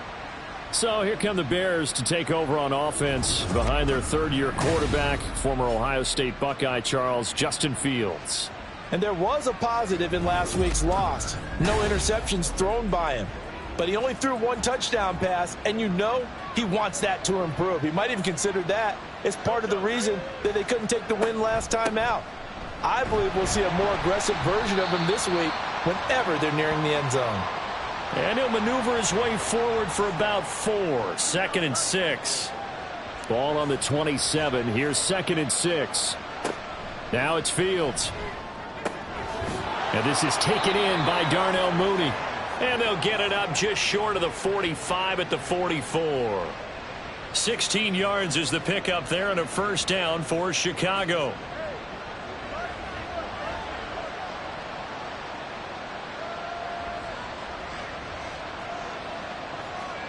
Here's Fields. That's complete to the Memphis man, Anthony Miller. And they're well past midfield, just a yard or 2 shy of the 40. 16 yards, a little deja vu from the previous play where they got 16. And this is an offense that's #1 in the NFL in rushing, and you know that has to be the focus of any game plan defensively. But they can throw it, too, as evidence right there. And they move the chains here on this opening drive. And they'll let the quarterback keep it here on 1st and 10. Only a yard on the keeper, and it'll be 2nd down. We look at this Browns defense. They sit at number 20 in the NFL right now against the run. And when people talk about facing a challenge, they are certainly getting one in this ball game because they're facing the #1 rushing unit in the NFL, which means this is going to be a contest they've got to be prepared for from the first snap. This now a 3rd and 4.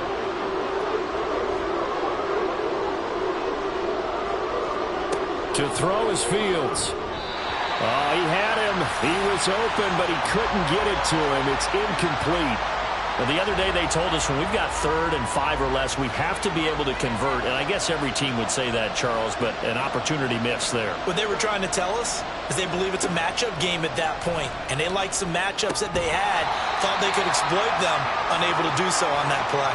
Now, meanwhile, they go for it on 4th down, and my goodness, incomplete. The Bears tried it on 4th down, unable to convert. And on the opening drive of the afternoon, the defense forces a turnover on downs.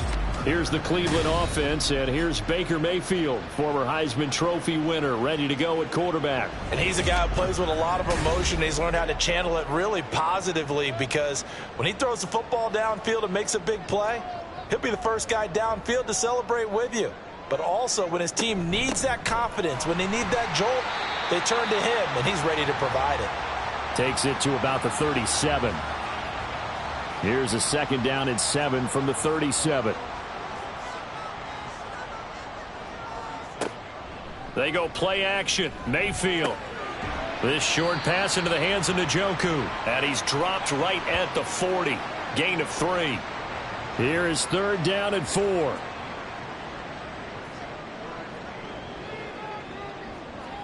Mayfield now. Able to find Tillman. He's got it. And he is going to have a Browns 1st down as they're able to get the 3rd down conversion. Now that was pretty. They executed that curl route versus zone coverage, and that changes things a little bit because against man, it's often a tight curl, tight, sharply run route. Against zone, you're just looking for that open spot, that dead area, so you make curl a little bit wider just to get to that place. And usually a tight window. He fired a bullet in there for the completion.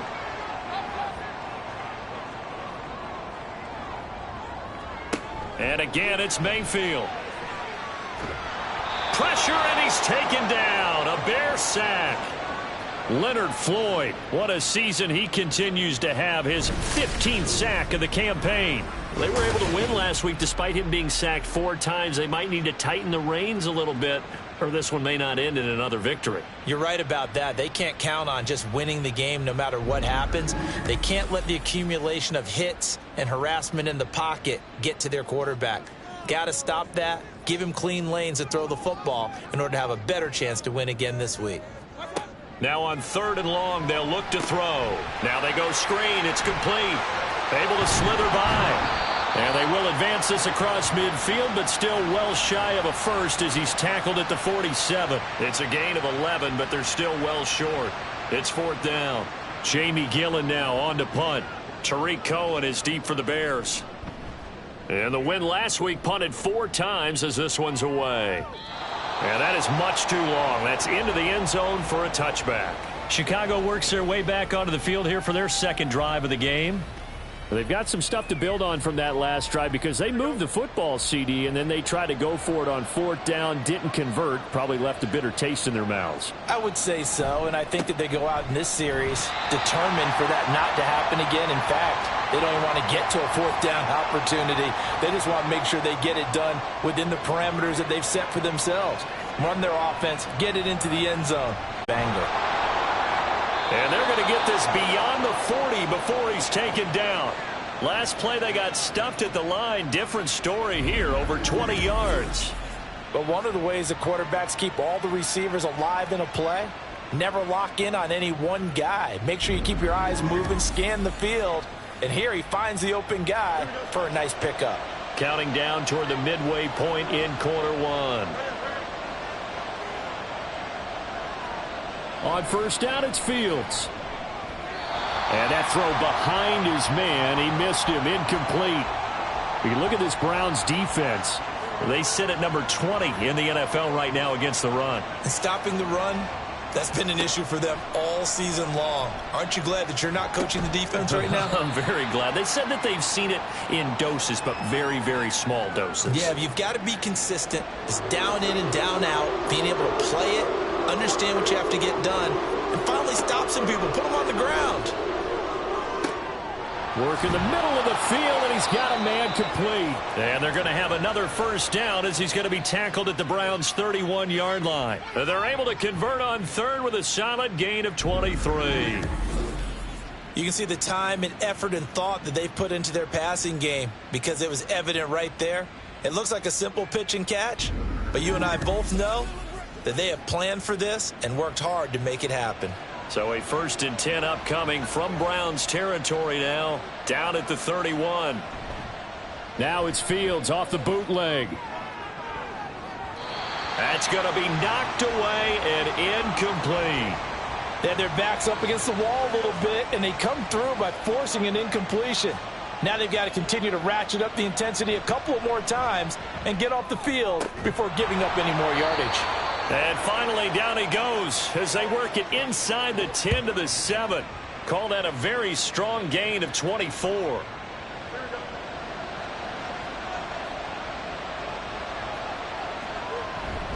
They'll try and run. This is Johnson. And he's going to press this one forward as they stop him right around the 1. He'll get 6 on the ground there, and it'll be 2nd and goal coming up.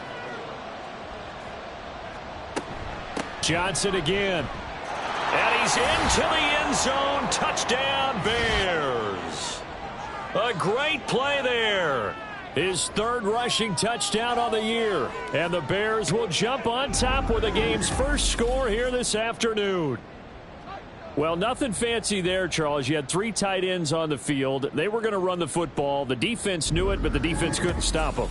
And I haven't met an offensive line yet that doesn't get more satisfaction out of running the football into the end zone than pass protecting. They had determination on their side, and they got it done. And Johnson's extra point up and good. And it's now a 7-0 game. Here's Johnson set and ready to kick this one away. Johnson won't return this, and the football will come out to the 25. The Cleveland offense ready to go. As the season winds down and you look at them in totality, you know, the offense has struggled. The defense has been pretty good, so I would imagine the changes this offseason may be more on the offensive side of the ball. And this is where we always hear the term complementary football, because as you noted, the defense has played well enough for them to win games, and the offense has held them back. So they've got to reward that defense by improving on offense. I don't know if you make a change at quarterback, running back, tight end. It doesn't matter. Get better players, better system, so they can play to the standards of the defense, and the win column will result.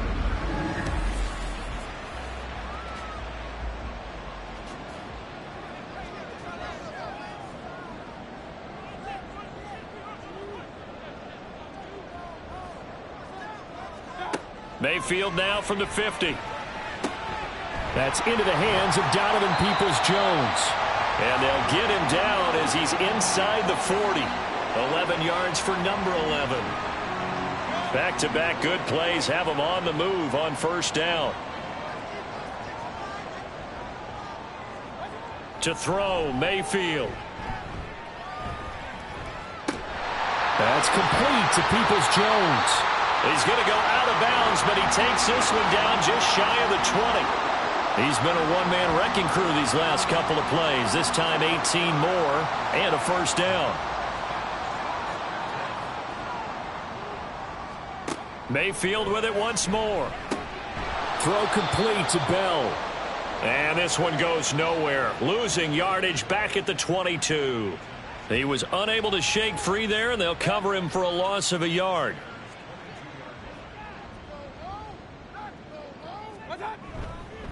First carry for Nick Chubb.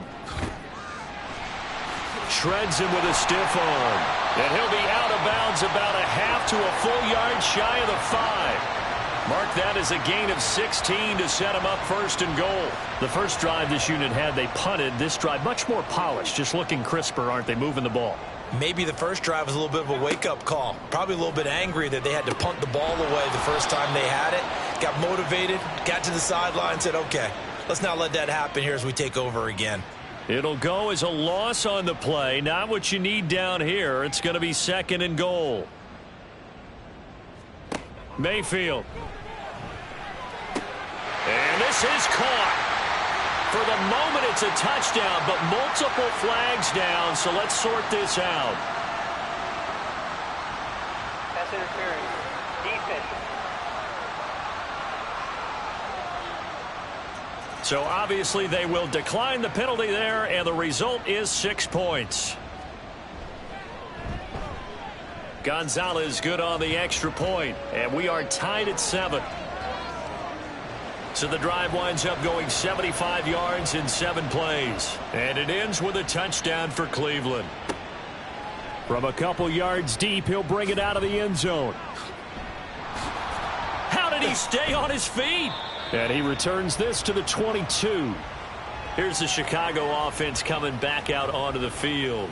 This drive here beginning probably with a pair of motivated groups. Remember, the offense scored a touchdown on their last time out, looking to repeat that in Charles's defense. They were very frustrated after giving up 6 the last time on the field. And frankly, it's just a battle of wills in a lot of ways, because you know they're both motivated. They both game plan for this drive, and they both have specific outcomes in mind. To me, it just comes down to who can execute better and which side can step up and assert its will over the other. They'll send a receiver in motion to the right. Fields tapping it forward, jet sweep. He'll be dropped at the 30. The first broken tackle was there but couldn't bust free. 2 yards still to go. 3rd down now.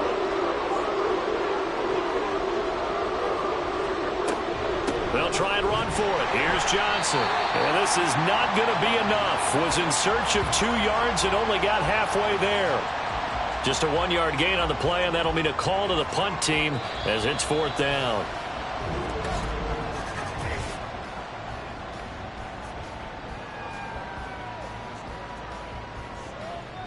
These two teams all tied after 1. The Bears with the football. We get set to begin quarter number 2 as they've got it with a 4th down coming up.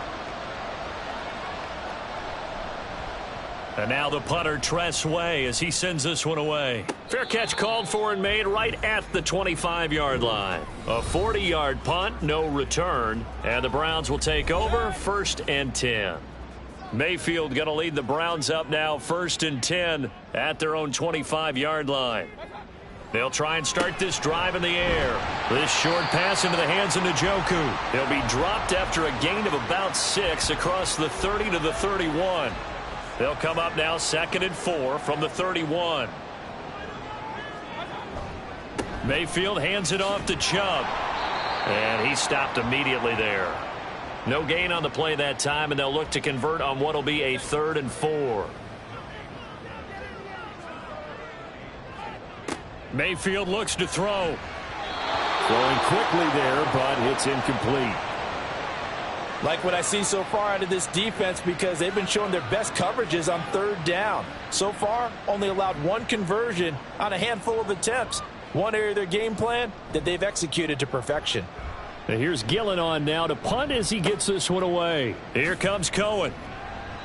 A 40-yard punt, 5 yards on the return, and the Bears take over. Another drive coming up for this Chicago offense. The crowd may be losing just a little bit of the edge after back-to-back punts. They want some big plays. They want to see some offense. They want to see somebody break away, whether it's through the air or on the ground. Now it'll be interesting to see where the patience is on both sides. Each head coach, can you hang in there and not try and force something that could put your team in some jeopardy? From the 35, here's the 2nd down and 6. On the option right is Fields. And holding it may be the wrong decision as he's stopped in the backfield. The Bears on 3rd down. Just 1 for 3 thus far. This is 3rd and 8. Back to throw. Fields. That is caught. And he'll be taken down, but not before they work it across midfield. The end result, 21 yards.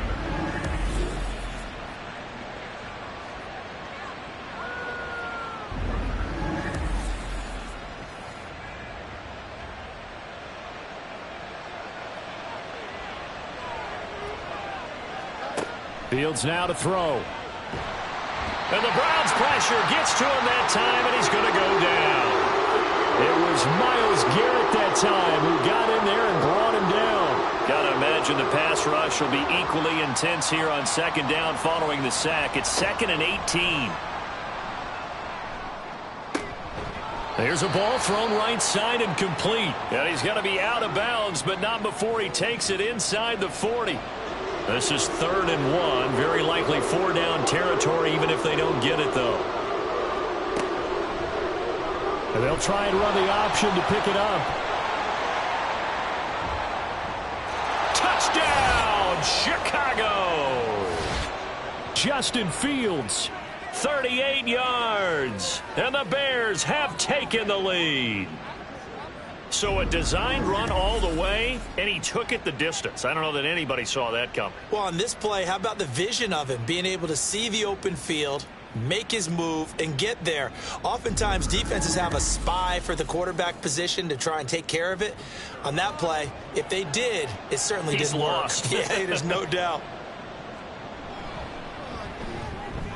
And Johnson's extra point up and good. And that makes the score 14-7. From the end zone, it's Dearness Johnson.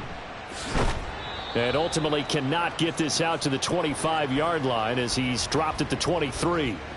heading out as a Cleveland offense now as they get set to take over here. After that last score we just saw, now 14-7, so a chance to march down the field here, try to tie this football game. It'll go as a gain of 4, and it's second down. Well, there wasn't much there with that hitch route. They didn't gain what they expected, but sometimes when you call a hitch, you really don't have an alternate to go to. You don't have a second route to throw it to, so sometimes you have to rifle in there and hope for the best. Mayfield, a throw there, but that's going to wind up incomplete. Well, he certainly thought he had an open look beyond the first down marker to his receiver, but they just couldn't connect, and that will send them back to the drawing board. On third down, Mayfield. And this is going to be incomplete. So after 3 drives and 3 touchdowns combined between these two clubs, finally we get a defensive stop. Yes, and welcome to the party, defensive players. And glad to have you, because for a while there, it almost felt like it was 11 going downfield on air. Okay, so to be able to have someone come up, make a stop, now we got a football game going. So possession goes over here on the punt. And they will take over first and 10. Here we go.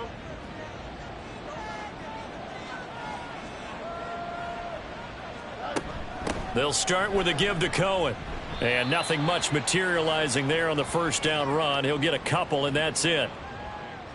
Whenever we talk about the best strong safeties, one word constantly comes up, and that's instincts. Being able to diagnose run or pass and make the appropriate moves. He crashed down hard there. He was ready for that running play. And they get him down, but not before he takes it across the 40-yard line.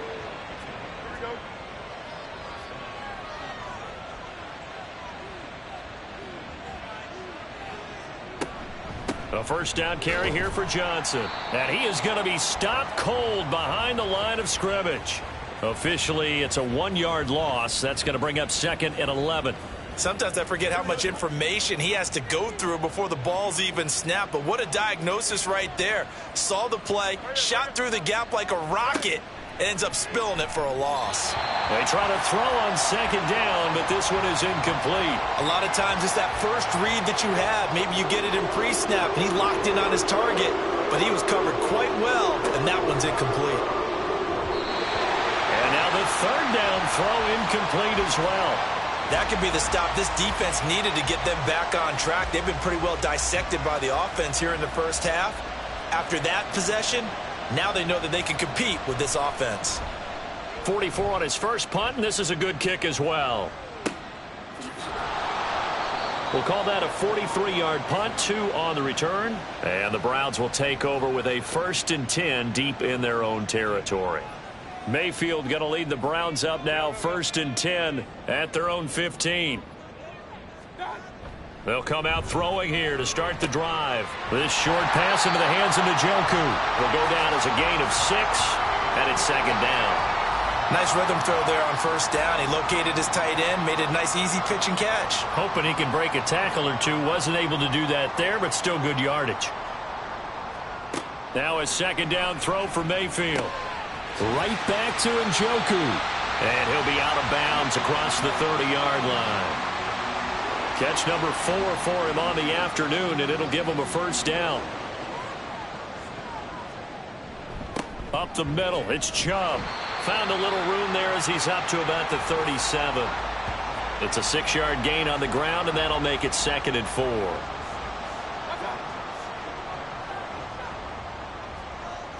Chubb running to the wide side. And he's free going down the left side. It's a foot race. And he takes us all the way down to the Bears' 24.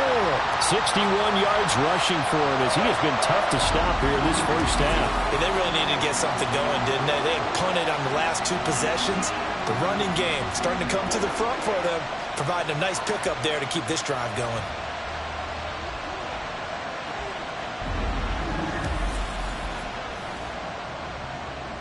So the big play gets him all the way down to the outskirts of the red zone here for 1st and 10. Mayfield to throw it. And that one going to be off target and incomplete. The Browns at 5-8, 3 games under 500. And they were winners their last time out, so they'll be looking to make it 2 in a row. And so much about football, partner, comes down to mindset. Being in the right frame of mind, and the best way to get in that good frame of mind winning. So they come in feeling good. They've got the home crowd behind them. I think they're going to be tough to beat in this one. 7th play of the drive upcoming here on 3rd and 6. Now Mayfield. Oh, it's intercepted. A drive killer there. Picked off by Jalen Johnson. And the Bears are going to take over once again, and they'll have it at their own 8-yard line. Definitely not the ideal time to see that mistake, partner, because this is still a one-possession game, and that's at least a field goal that just vanished with that turnover. Now, pressure's on defensively to prevent that pick from turning into points for the other side. The Chicago offense set to get started. They got the ball now following a big play, keeping the other guys out of the end zone. Now they'll start deep in their own territory, 1st and 10. On 1st and 10, here's Fields. Got an open man, it's Scott. And this will leave him a yard short. Nice pickup of 9 yards on 1st down. 2nd down and a yard.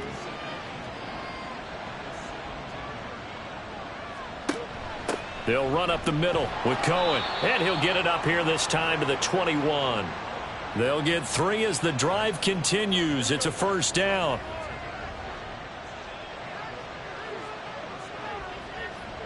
Now Fields. Eluding the pressure right. And they're going to get this beyond the 40 before he's taken down. Able to find a lot of empty space there, picking up the 1st down at a 21-yard gain.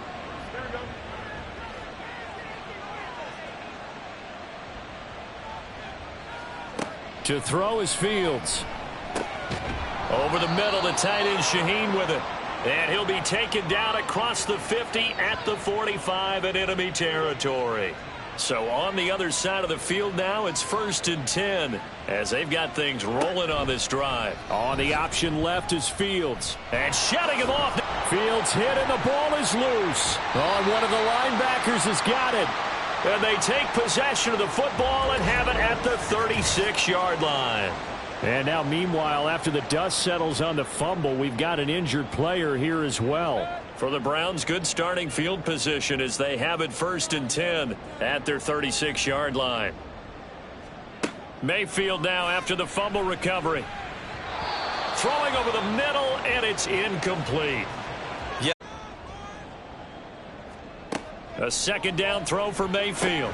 This short pass into the hands of Njoku. That helps the completion percentage, but not much else, and now it's 3rd and 10.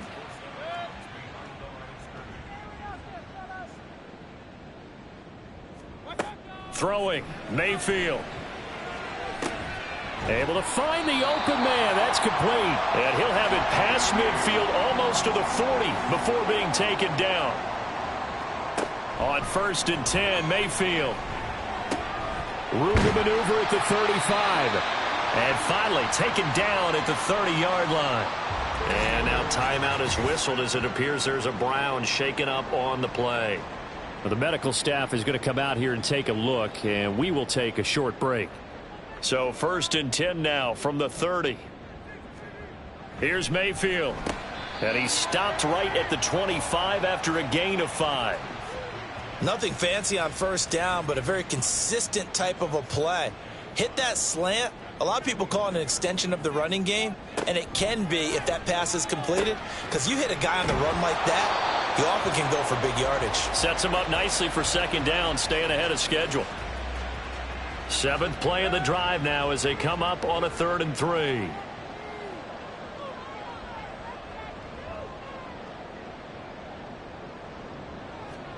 Mayfield now. And unable to connect. If he had caught it, it would have been a 1st down. Instead, it's 4th. And based on my math, they've only converted 1 time thus far in this game, so you can see the frustration starting to come out a little bit.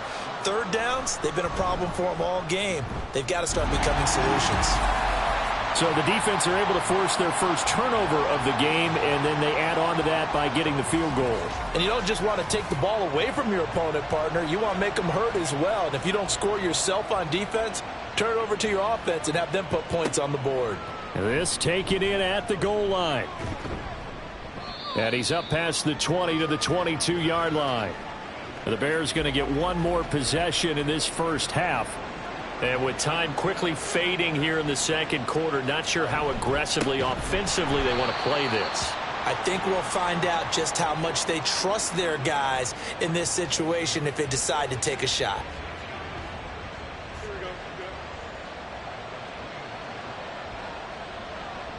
Mooney, the motion man right. So we've reached halftime here in a 4-point game. As we'll send you down to Orlando, and we check in with Jonathan Coachman for our EA Sports Halftime Report. All right, we'll bypass the halftime show in favor of returning to this late season game with the teams coming back from the locker rooms here a bit early.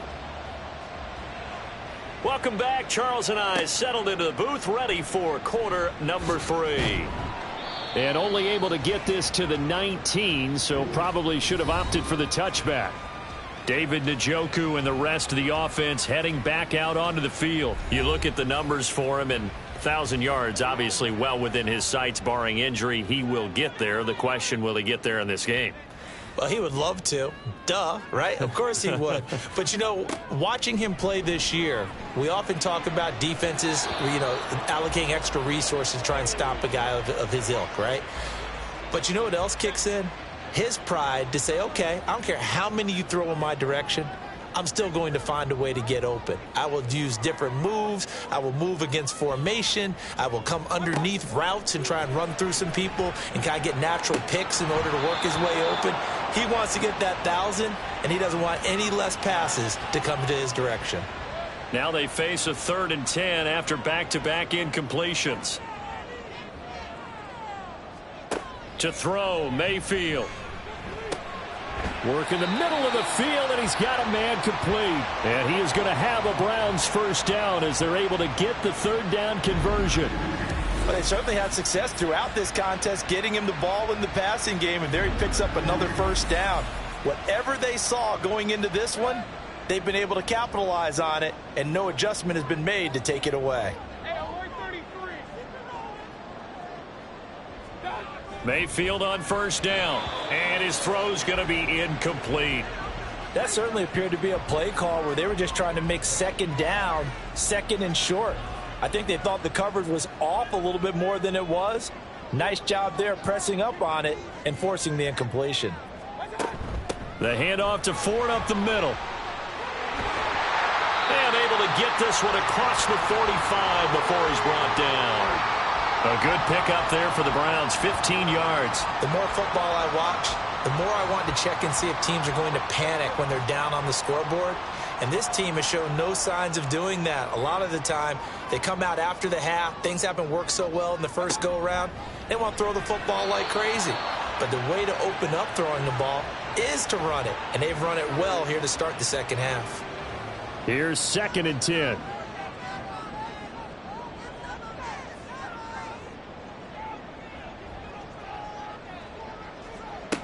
Mayfield. That's complete to Peoples-Jones. And he's going to have another first down as the tackle's made here at the Bears 43. 11 yards for number 11. So into Bear territory now. This is 1st and 10 at the 43. Working out of the gun, Mayfield. That's out to Chubb, complete. And he's going to get this one down to the edge of the red zone. 23 yards, the final tally. They go with the empty set there. 5 receivers in the formation. Normally, you want to have a running back in the block, but in this case, he's lined up to the right, and he ends up getting the football. A lot of confusion caused defensively, and it turns into a big play. They run with Ford. And he is met at the line of scrimmage, and he goes down right there. No gain on the play there. 2nd down.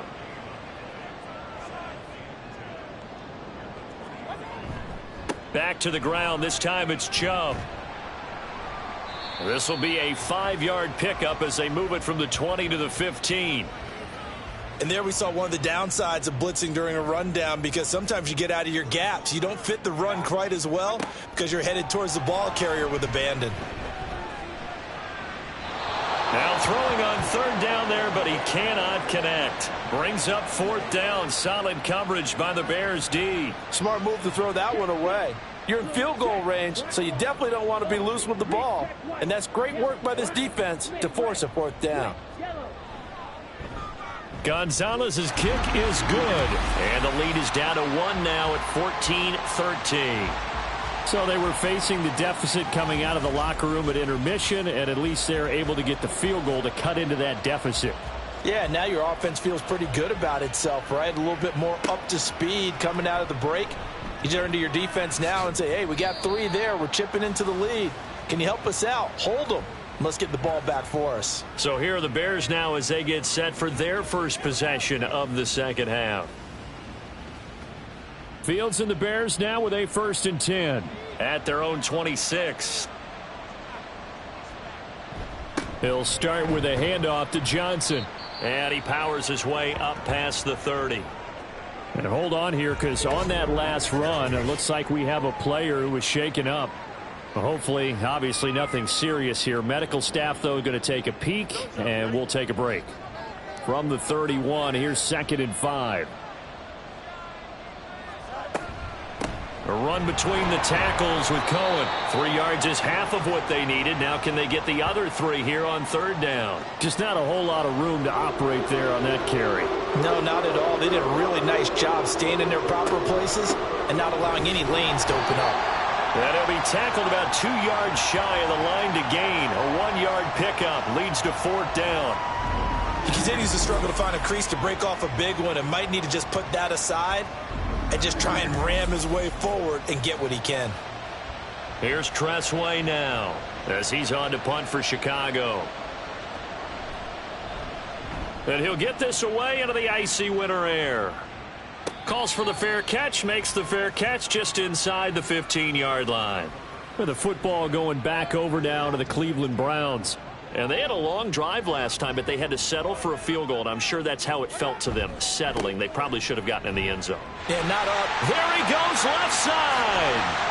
And they're going to get this beyond the 40 before he's taken down.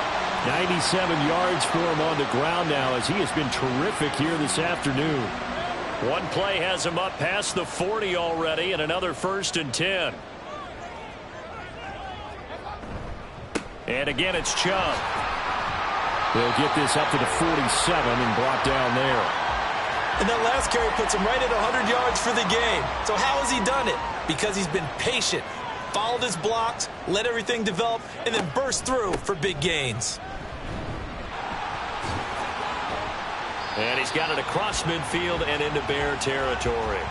Call it a gain of 5 there on the run, but they'll remain a yard or 2 short here with 3rd down coming up. And they'll try and run the option to pick it up. And he's going to have a 1st down as he's brought down at the 44-yard line. Just 4 yards on the pickup, but that's good enough to extend the drive. So that was all you're looking for on a play like that. Get the 1st down and keep the drive moving. Yeah, it just looked to me like he just said to himself, I've got this. I'll take it. I'll pick it up, and let's keep moving. Get the 1st down, get a new set, and let's start over. It'll be a gain of 5. And that'll bring up 2nd down. From the gun, Mayfield. He'll get this complete to Tillman. And they just keep marching right along. 1st down on a pickup of 8 there.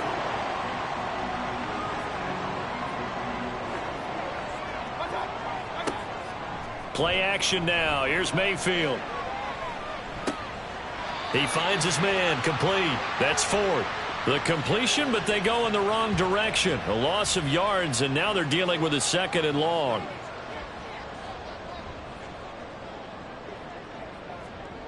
Mayfield looks to throw. That's to the right side and complete to Njoku. They'll wind up getting 10 back as that sets them up for 3rd down. Coming up here looking for 3 yards to pick up the 1st. 3rd and short yardage. Mayfield. Well, they would have gotten the conversion if he could hold on. Instead, the drop means it'll be 4th down.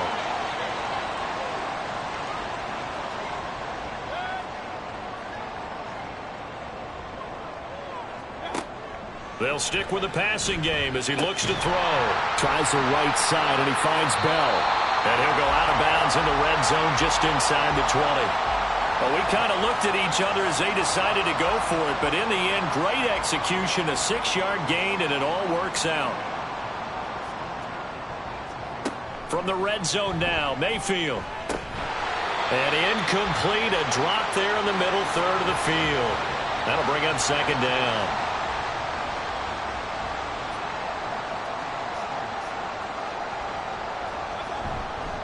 And Chubb will try the middle here. They do get a yard there, but only a yard. Leaves them with 3rd and 9 looming. Now, keep in mind, if you're thinking of staying on the ground, this is a top 5 rush defense. Yeah, but I don't think you shy away totally with the run. At least show them the hint of a run before you decide to throw the football. Now Mayfield. And he fires one, but incomplete. Brings up 4th down. Solid coverage by the Bears D. I think that was a good job there defensively. They did allow them to drive all the way downfield, but once they got their backs to the goal line, they really turned up the pressure. Yeah, they let them get all the way down here. Now the field shrinks. They've struggled to convert, and that last incompletion brings up 4th. So that a second drive ending in a field goal now here in the 3rd. Yeah, the first one got them closer, and this one gets them to lead, but I don't think they should fall in love with kicking field goals. They're going to need to put the ball in the end zone if they want to finish off this game with a win. And he'll decide to not bring this one out as their drive will begin at the 25. The Bears offense ready to get going again. And Charles, a very uninspired effort the last time we saw them out there. It was a quick 3-and-out, and they punted the football. Yeah, and you never want to get stopped so soundly during a series, but what would be even worse now is letting it happen again right here. They've got to get going. Well, they had the run for no gain. Now they'll try again from the 25 on 2nd and 10. Fields now to throw. Completing it to the right side, Johnson. And from the 25, they work this to the 29, a gain of 4. Good reactions there defensively. That screen was a little slow in developing, and they shut that one down with little gain. And we've got movement. I think this is against the Bears here. Let's find out. So they accept the penalty, of course, and push the offense backwards a bit. So the false start certainly doesn't help matters as they'll try again now. 3rd and long. They'll fake the handoff. Now Fields. And he's taken down. This will be a Brown sack. That time, multiple defenders getting pressure, and it's a loss of 6. Here's Tressway now as the drive goes backwards, so he's on to punt it away.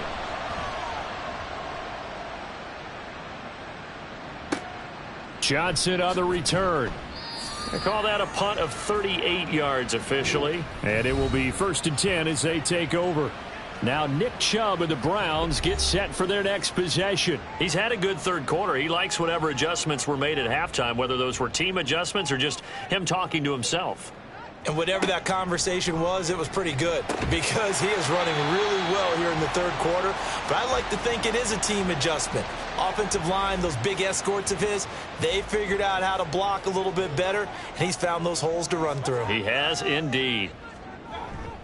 They go with Chubb on 2nd down. And he's got it across midfield and into Bear territory. 112 yards rushing for him now to this point. A couple extra tight ends in the formation here as they line up 3rd and 2.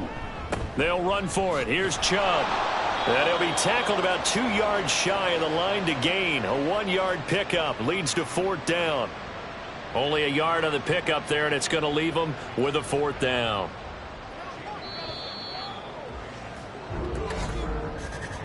Before they can get the punt away, whistles as we've come to the end of the 3rd quarter of action. You are watching the NFL on EA Sports. And we're back now here in Cleveland. It's been a good one so far, just a 2-point game here as we get set for quarter number 4. And on 4th down, on is the punt team sending this one away. The Bears offense making their way out as we give you a look at the playoff race in the NFC. And as we take a look at the playoff picture, certainly still a lot of jostling to go in these final few weeks. For the moment, they would be a wild card team, far from locked up, but that's why this is exciting. These last few weeks, a lot to play for. So much to play for, and remember, 7 teams in each conference go to the playoffs instead of 6. And not to mention, remember when the league made that move a few seasons ago to put divisional games at the end of the year? So you get to week 16 and 17, you're playing for playoff spots, and you're playing divisional games. Couldn't be more exciting than that. A Chicago first down there on a gain of 11.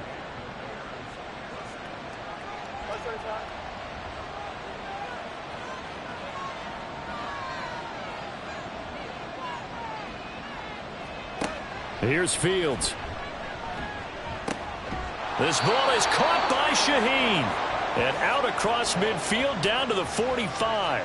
Chewing up big yardage. Another nice gain there. This one goes for 20. Tell you what, he's been able to put the ball in some tight spots all game long. That throw, no different. Yeah, a lot of people would call it a gutsy type of a throw.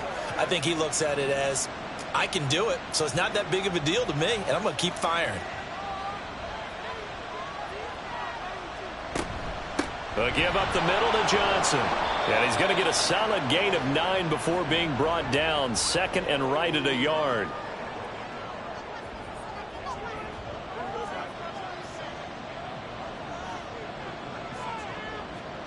Fields.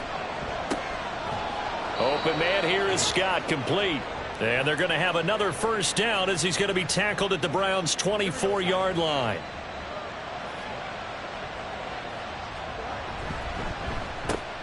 Looking left side, and he's got a man. That's Scott. Give him a gain of 5 on the completion, and it'll be second down.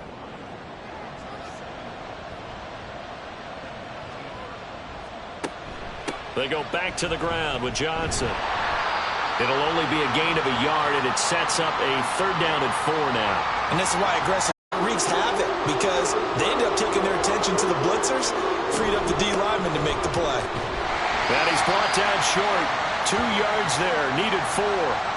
Got to kick it, right? I mean, even the short yardage, you boot this thing, don't you? Yeah, but I know how aggressive you are. I know what you want. You want to go for it, don't you? You're feeling it, aren't you? Yeah, but treat it like a football game, not like Madden. I like that. Fight the temptation, kick the field goal, because if you go for it and don't get it, you put a lot on your defense in a short amount of time. And Johnson's kick is good.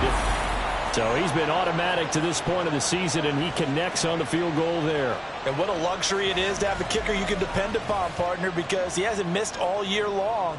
Converts on that one as well. And kudos to you. You didn't jinx him. This fielded right at the goal line.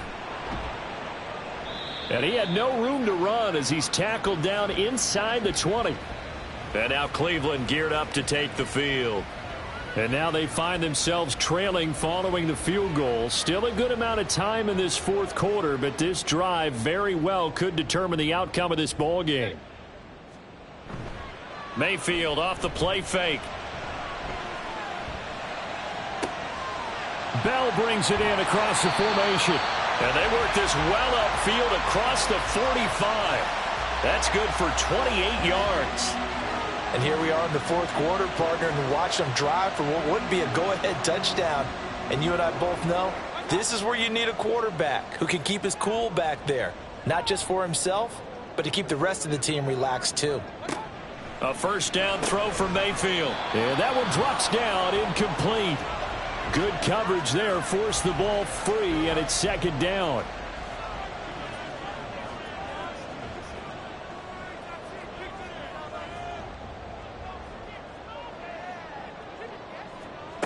Mayfield to throw it.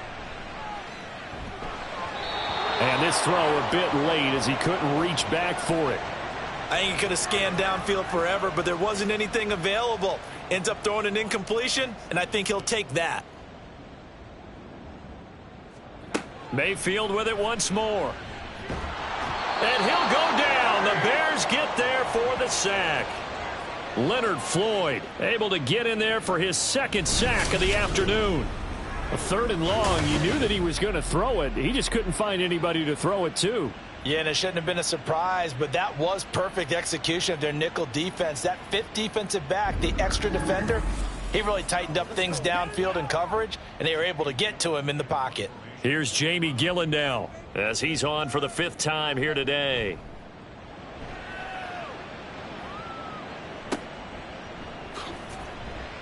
This will be a 41-yard punt, 3 on the return. And out will come the offense as they take over. And now Chicago getting ready to go as they take the field. Their defense got the stop, forced the punt, and now you really start to monitor the clock as they nurse this slim lead. And they'll begin by running the option. And he got blown up on that play. Back at the 20. 2 yards the loss, 2nd and 12. Well, he's had success running the football in this one. Yeah, that's undeniable. But that time, the defense was on to it. And, partner, I think the more you see a play like this, the more they're able to diagnose it quicker and easier for them to defend it. I think you have to dress it up a little bit and show maybe some different formations and looks. And hold on here, because on that last run, it looks like we have a player who was shaken up. Well, now they're going to come out and take a look at this injury, and we'll be back in a moment. This offense so far on 3rd down, they've converted a third of their opportunities, 3 for 9. This is 3rd and 7. Going underneath here to Shaheen. And down he goes, but he takes it up to the 40. 16 yards is the pickup there and a 1st down for Chicago. And that certainly appears to be a critical conversion right there, because not only do they keep the drive going, they take valuable time off the clock as well. They have to feel really good about that last completion.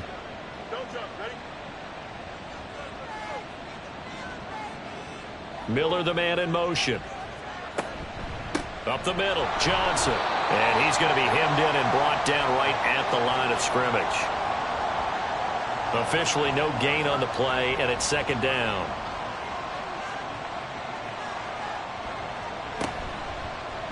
Fields going to keep it running right. This will be a loss of 3, and now a much tougher 3rd down looming.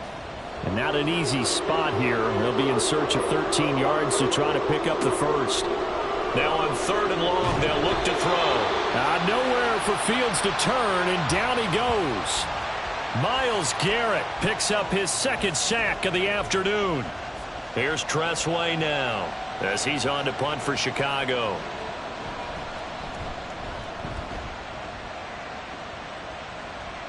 And a fair catch signaled for and taken just outside the 20-yard line. So a change of possession here on the punt. Mayfield going to lead the Browns up now 1st and 10 at their own 23. He'll start things off with a handoff to Chubb. He finds some way to turn this into positive yardage as he struggles forward for a pickup of about 2. From the 25, here's a 2nd and 8.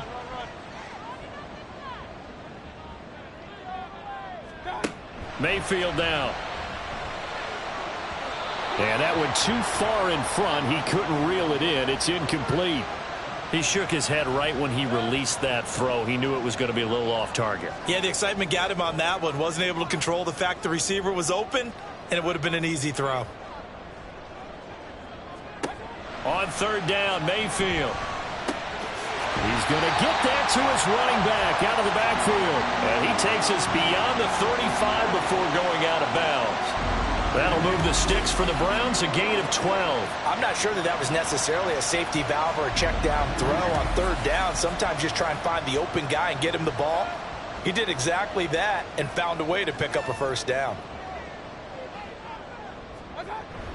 On 1st down, they'll run with Chubb. And he tries to keep the legs churning, but he's going to be stopped behind the line.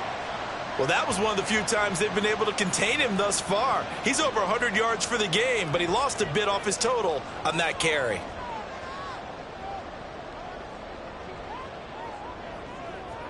Second down, Mayfield. Open man, that's Tillman. Call it a gain of 6 on the play, and that's going to bring up a 3rd down.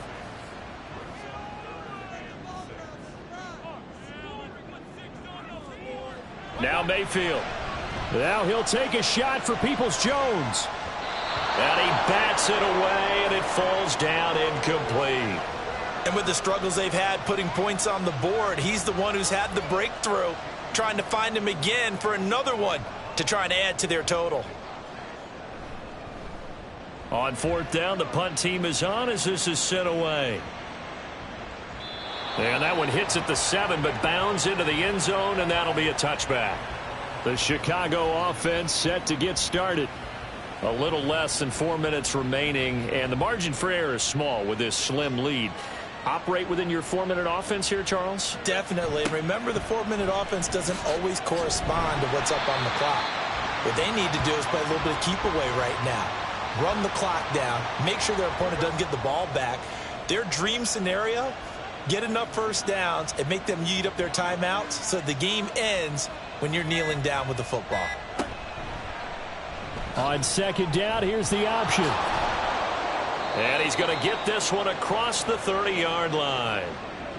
Well, that's the fear any defense has when the quarterback gets involved in the running game. You don't usually account for him, and he's hurting them today. Yeah, he's been very involved in the running game. Defensively, when you got the coverage good downfield, how do you account for him, though? Occasionally, you start to spy him. Take someone who has the same agility, who can dance with him, run with him, and try and keep him in the pocket. Yeah, that'll be especially critical here as we come down the stretch in the fourth. 5 points of contact necessary at this stage as they'll run on first down. And now right out of the 2-minute break, we'll get a timeout used defensively with 1:56 to go. He's going to get it again. Just looking to get forward and protect the ball. And he is going to have the Bears first. And that should be the capper. They'll try and run down some clock with Johnson. And he's going to take this across the 50 into Browns territory. The Browns will quickly use their third and final timeout. Here's a 20th carry for Johnson as they'll talk things over prior to this upcoming second down play. I like it. I like the call. Still an opportunity to run the football and chew up a little more time off the clock.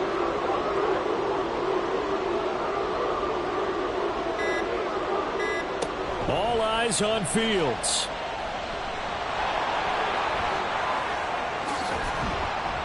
And they're going to have another first down as he's going to be tackled at the Browns' 23. A big gain there, and that should certainly be enough to put this one in the win column. And cue the applause, and there it is for him, the mark he's been aiming for all season long.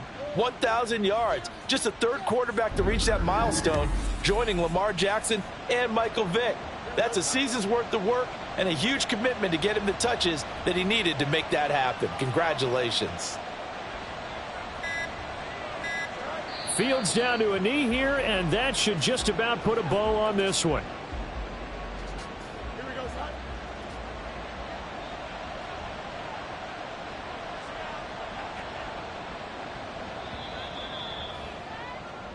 So this one in the win column for the Chicago Bears, and they were spurred on by a strong performance in that fourth quarter as they held their opponents off the scoreboard. Everyone wants to pitch a shutout for the entire game, but when you throw one in the fourth quarter, that tells everyone that you're getting stronger and dominance is starting to take over, right? The way that you close, the way that you finish, that gets preached to you from the time you're playing Little League football all the way up through, and they closed them out with a big-time performance.